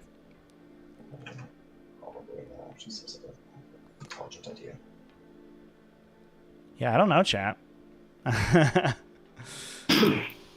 He does need to block the center objective from scoring, so he needs to push the Scarab cults forward. He needs to shoot one warrior unit to death, kill the other warrior unit in melee, or at least do his best to try. And then I think this Rubric Marine, he needs to pull the Sorcerer back here, hold this objective, push the Rubric Marine squad forward, get a big charge into the Venom Thrope, pile and consolidate, and orbit it to get onto the objective here to contest it, because the Tyranid Prime is not objective secured. Oh no, excuse me, chat.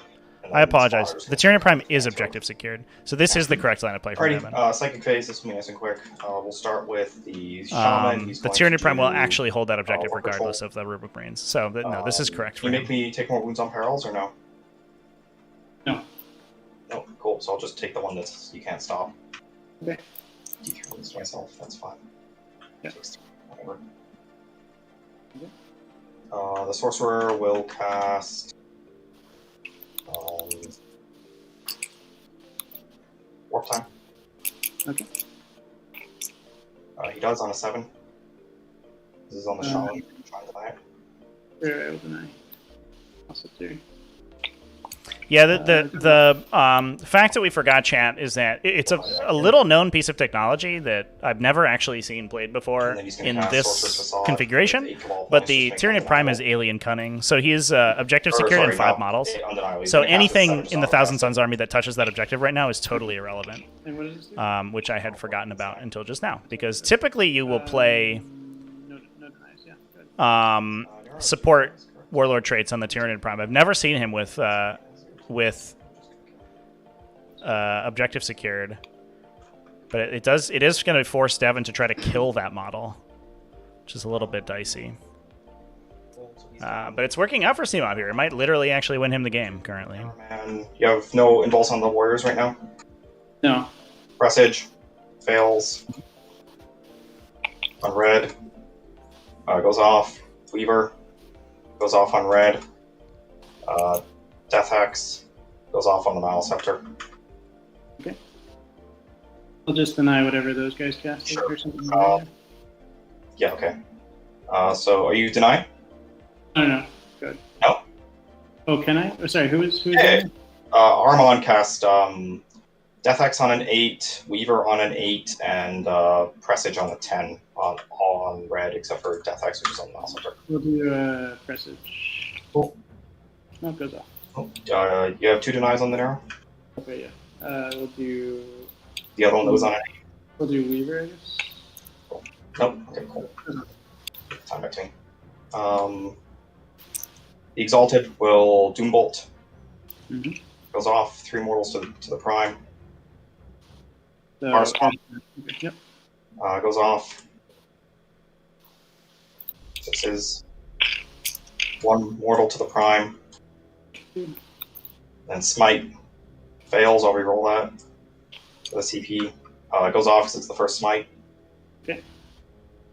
And that will be D3 to the Prime.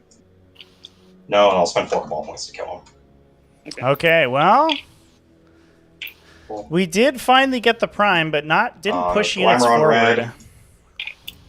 Fails, and that's no way to make that pass. So we are denying Tyranids scoring that objective, but we're not breaking the banner there. So best we can do now is kill enough warriors to hold this objective from the Tyranids with the Scarab Cult Terminators. Whatever the malediction. They will still max their banner score, assuming nothing else happens.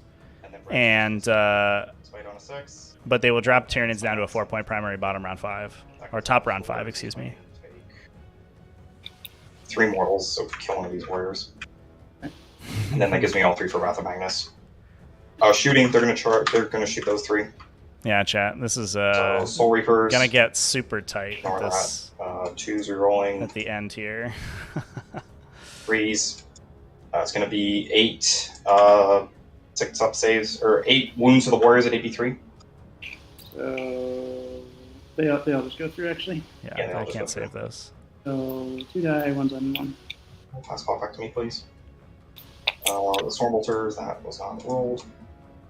And then 2 6-ups on the last warrior there. Honestly, chat, the difficult terrain might be stopping the sorcerer from getting there. He needs I think he literally needs a 6 on an advance roll here. Unless he has a double move available. Cool. Or he can Right, I'll teleport. charge on I guess he 3. could teleport. Which is fine. They make it.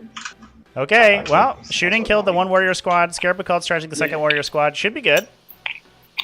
So it's going to be 9 from the swords.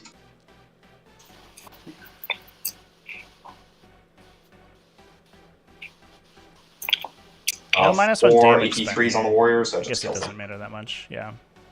That There are would- 2 damage each. Yep, they're 2 damage each. That's my turn. Or sorry, you gotta do your Venom attacking my spawn. Alright, 5 attacks. 1 3s. 1. 1 2s. We got 4. Nice one. Cool, so 5s, 2 wounds, kills that big guy. Okay, and then you fight me with your sword. 3 wounds. Attacks. Below a minute here, chat. Oh my Hits. god. Oh no! Goes again. 1 at AP2. Okay. Almost We'll got turn there. afterwards. The chess clock does have a we hotkey, failed, chat. so 2. 1 damage or Hotkey 2? 7-9 damage. passes chess clock. Okay. And he'll come. Oh, he can't go that way. He'll just stay there, it's fine. Okay. Cool, your turn. Mm, I score 3 on Wrath. And I score 2 banners at the start of my turn. So I score 4 primary. 1. I still have 2 damage. Yep, still 2 banners up. And Oh no! doing anything else? See any characters that I can kill? So I just This was all worth 98. Or sorry, 97 this was all worth. let's Oh, Hey, give me a sec, guys. Sorry, I have to reset the clock here.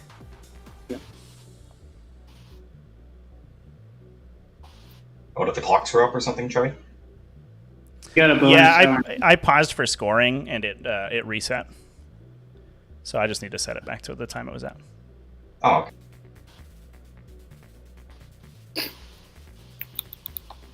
Chris, I'm assuming the Nerathrop has the 3-6 cast. He's got the 3-6 cast. I'm just gonna do a few smites and see what happens here. Yep. Go after Armon and see if I can kill him.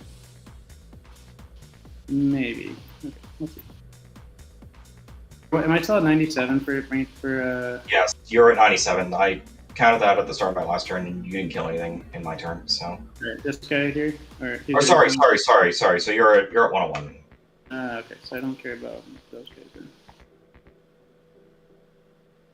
So you should be at 12 for no prisoners. Yeah, so I think I just need to try to assassinate something if I can. Yeah, and you're getting 15 no matter what, so it's... Like,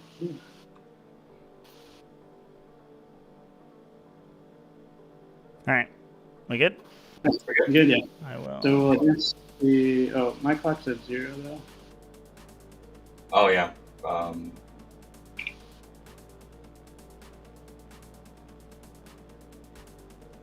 mean, I just have like 2, I don't... Trevi, if it's fine with you, and if it's fine with you, Chris, you just want to play out the last turn and not worry about the clock. I'm happy to. I think we're quick and so it'll be fine anyway.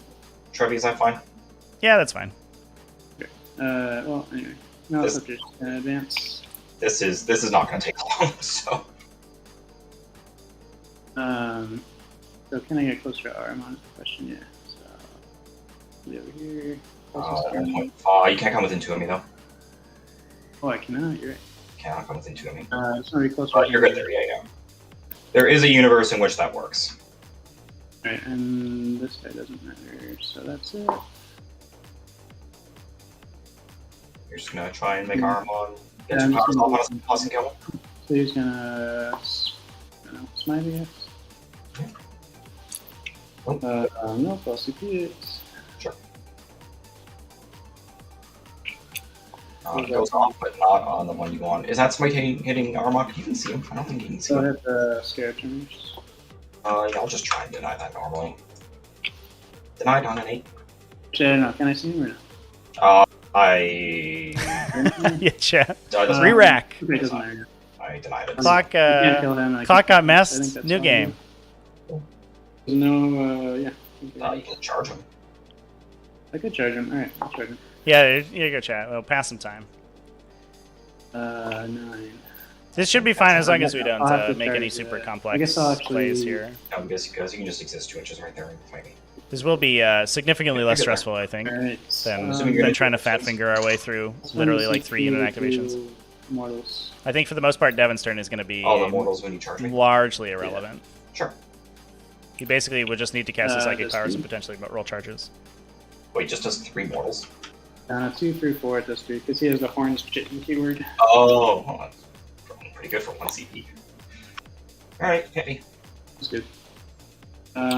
So Maleceptor trying to kill Aramon for the This will assassination be the points. That's a big deal, ones. actually. If we do get the assassination points here, There's no buffs on him, so you're just straight rolling whatever it is you hit and move on. that is that's pretty Yeah. big. Threes.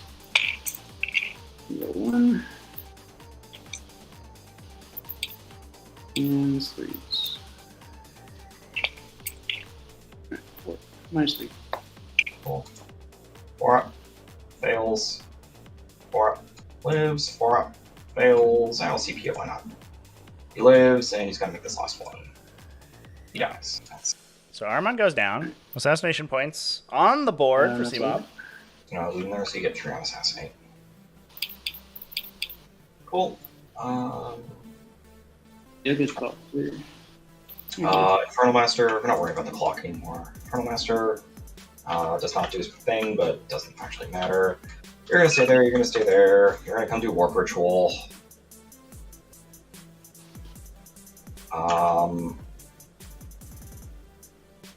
9 inches, so I do it on a 4 on the advanced roll, I come flip that.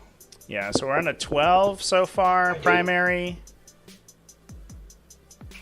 And a 10-inch I'll move will flip break that. that final This banner. guy's just gonna come down and flip this. So Suns with 2 more on banners. No, we didn't get top around scoring with banners. I do score 2 banners at the start of my turn, And 2 at the end, yeah. and then 2 at the end, yeah. I'm gonna braze a banner this turn here, actually, so I'll score Yeah. 3. Yeah. And then I think we can push for Ritual and Wrath of Magnus. But I think that does flip one it. from each category of power, and we're good. All right. Yeah, the so we'll just assassination do, was a little bit was the difference, we'll and do he Warp did break Ritual the to 2 start banners with. like we talked about. Goes off. I'll make it undeniable. And then if he gets the Warp Ritual off, yeah, there it is. Oh my god, chat. That was wild. And then that'll be the end of my cabal points. And that should be Devin moving forward We here. will cast Glamour. I don't think anything Goes else. off. You have to try and We deny also the calculated a max no prisoners score for C-Mob. And I don't know if that's actually the case. we will It looks like they've. Red will cast plus I think they've probably calculated it pretty close. Goes off on a 5. Try to deny with an arrow. Sure. Well, I guess these guys gotta do it then. Alrighty, guy up there is gonna cast Doombolt.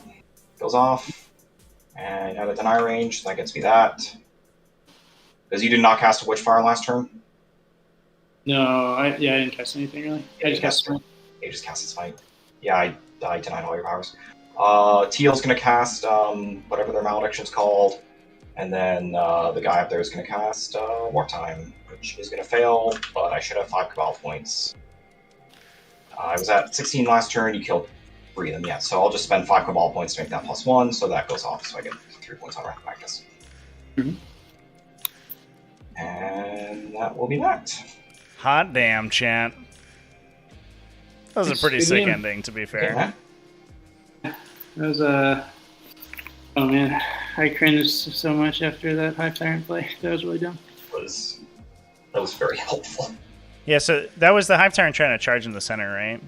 Yeah. Yeah, so I Just mean, like flipped it was a 6 rerollable, but like I should have just put him closer. Right. to my- A little bit closer, yeah. Yeah. Um, But like, I'm so Yeah, I addicted to go- +1 charge now as the sub action Right. ability that I, like even oh yeah, correct. going into those spawn was risky because there's a universe in which you just not kill all 5 of them. Oh, for sure. Yeah. And then That's the definitely well, I realized I'm used to playing with more CP, so I realized I didn't have the CP to do what I wanted to do, so that's why I kind of audible to charge the middle. And then, I failed the 6-inch rerollable, so it happens. yeah, that's absolutely brutal, especially that early in the game, so you haven't rocked out all the imperatives yet. So losing them early is like pretty obnoxious. Yeah. That was a stupid play. Yeah, understandable. It was still cool to see the Maliceptors truck in. This dude crossed the entire table, blew up a bunch of dudes. Right. Yeah, I was so happy when they went up 50 points because that was like my hardest counter in the entire 200 round with Maliceptors. And then I see you with 2 of them, and I'm like, God damn it. The blast from the past, these old dinosaurs coming out of the woodwork here, like, no, don't forget about us. I thought we were past Right. Pricey, but they're still. I mean, if you compare them to like a Scythe Tire Duel or something like that, they're still like more tanky and like, I don't know. They can hide behind obscuring terrain. That's exciting. Yeah, it was.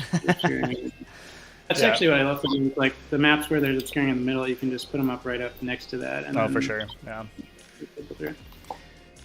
Yeah, and I think definitely if we're in a situation where Chaos Space Marines become really prevalent, I think having units like Maliceptors is like a pretty big deal that just passively deal damage without having to roll attacks on people. That's pretty important. Yeah. Yeah, for sure. Yeah. Yeah, Devin, your mortal wound output was nuts. It's this what this army is. Don't get close to you. Yeah. Well played, though. Yeah. Well, Devin, congratulations on taking it down, and thanks for the sick game, guys. That was awesome to watch. Thank you. Thank you for hosting. Yeah, and I think we did watch Ash kind of dissect Dutes in what I believe is the next game down on the bracket. I think that's So I think that Devin, you're against Ash next round. So Well, sisters, which I'm not happy about. yeah, bunch of But denies. it's a bunch of penitent engines, which is I actually get to play the game. It's something. which is fun. Valorous Heart Penitent Engines, though. So And not just have Repentia run into me. yeah, that's true. Well, you two can schedule that game whenever. So you have plenty of time to play it out because you guys were basically the first 2 games to be played, so pretty useful. And good luck in your next one. Thank you. Yeah, good luck, Devin. Thanks, Ben. Yep. Thank you as well. All right, I'll let you guys go. Thanks, Thanks, Ben. Jordan. Have a good one. Later. Oh, chat. That was wild. Yeah, I think we can definitely see the makings of a tough matchup for Thousand Suns here. The fact that they killed a Hive Tyrant bottom round 2, right? And it still ended up being basically a 14-point differential is pretty wild. So, the difference being that close and really it coming down to Devin, having the stuff left on the final turn to be able to make it back in. But if we had that Hive Tyrant bouncing in and out of the terrain all game and clipping out characters and clearing Scarab Occult Terminators and dealing mortal wounds, I definitely could see this matchup going the opposite way. Oh, awesome, chat. Well, we had 2 games tonight, both of them pretty good games, and I am psyched. I think this has been an awesome start to streaming for the T5S2 Season 5 Invitational. We have games for scheduled almost every day for the next 5 days. We have a game tomorrow, 6 p.m. U.S. Eastern Time. You can check in to that one. That is going to be... Just check my schedule here, make sure I know what I'm talking about. And I guess I could show you my beautiful face. Hello, everyone. How's it going? So tomorrow's game is going to be Kogo versus Dylan Usher. So we have Chaos Space Marines back on the table. That's against Kogo playing Adeptus Custodes. He's playing his, it is Emperor's Chosen, so he does have Mortal Wound reduction, but and Steamed Amalgam, which I think is important. But versus Dylan Usher playing Wordbearer's Triple Possessed. So that is going to be a pretty wild game. It's basically like 63 wound, 40 mil base infantry running at each other and hoping for the best. I think the Chaos Space Marines have the edge there, but we'll have to find out. We have also on Friday, 1 p.m. U.S. Eastern Time. That's going to be, I think, probably my most exciting, the matchup I'm most excited for in the entirety of the tournament. That's Nicholas Lochner, playing Blood Angels versus Nabs playing Tyranids with 3 Screamer Killers, by the way. We do have Stranglethorn Cannon Harpies in Nabs' Tyranids list. Pretty good. Also, Mortal Wound output from the Harpies. Pretty solid, but also triple Screamer Killer on top of Leviathan Warriors. Gonna be good. Sunday, so we're taking a break Saturday. I'm gonna go play a tournament, and I'm going to, I don't know, maybe I'll do a Tactical Tuesday on it. We'll see how the scheduling goes. That'll be fun. I'll probably try to dump some Mortal Wounds on people. Not going to be streaming on Saturday. Sunday, 9 a.m. U.S. Eastern Time, Agent X playing Space Wolves versus King Kong Fury Harlequins. And we do have a game Monday to wrap out the first round, although we do have Salad versus Q-Lord. Later on in the week, that is going to be scheduled for quite a while later. Because Salad is unfortunately on vacation for a little bit. But we should know his final round opponent pretty shortly after that, because they will be the last game of round 1 to play out. So to round out round 1 as well, on Monday, Jonathan with Harlequins versus Random Player playing Sororitas. That should be a really good game as well. 2 super duper tough players. So I'm psyched to chat. Tune in starting tomorrow at 6 p.m. U.S. Eastern, and it's going to be friggin' sick. So I'll see you there. And otherwise, I'm going to go ahead and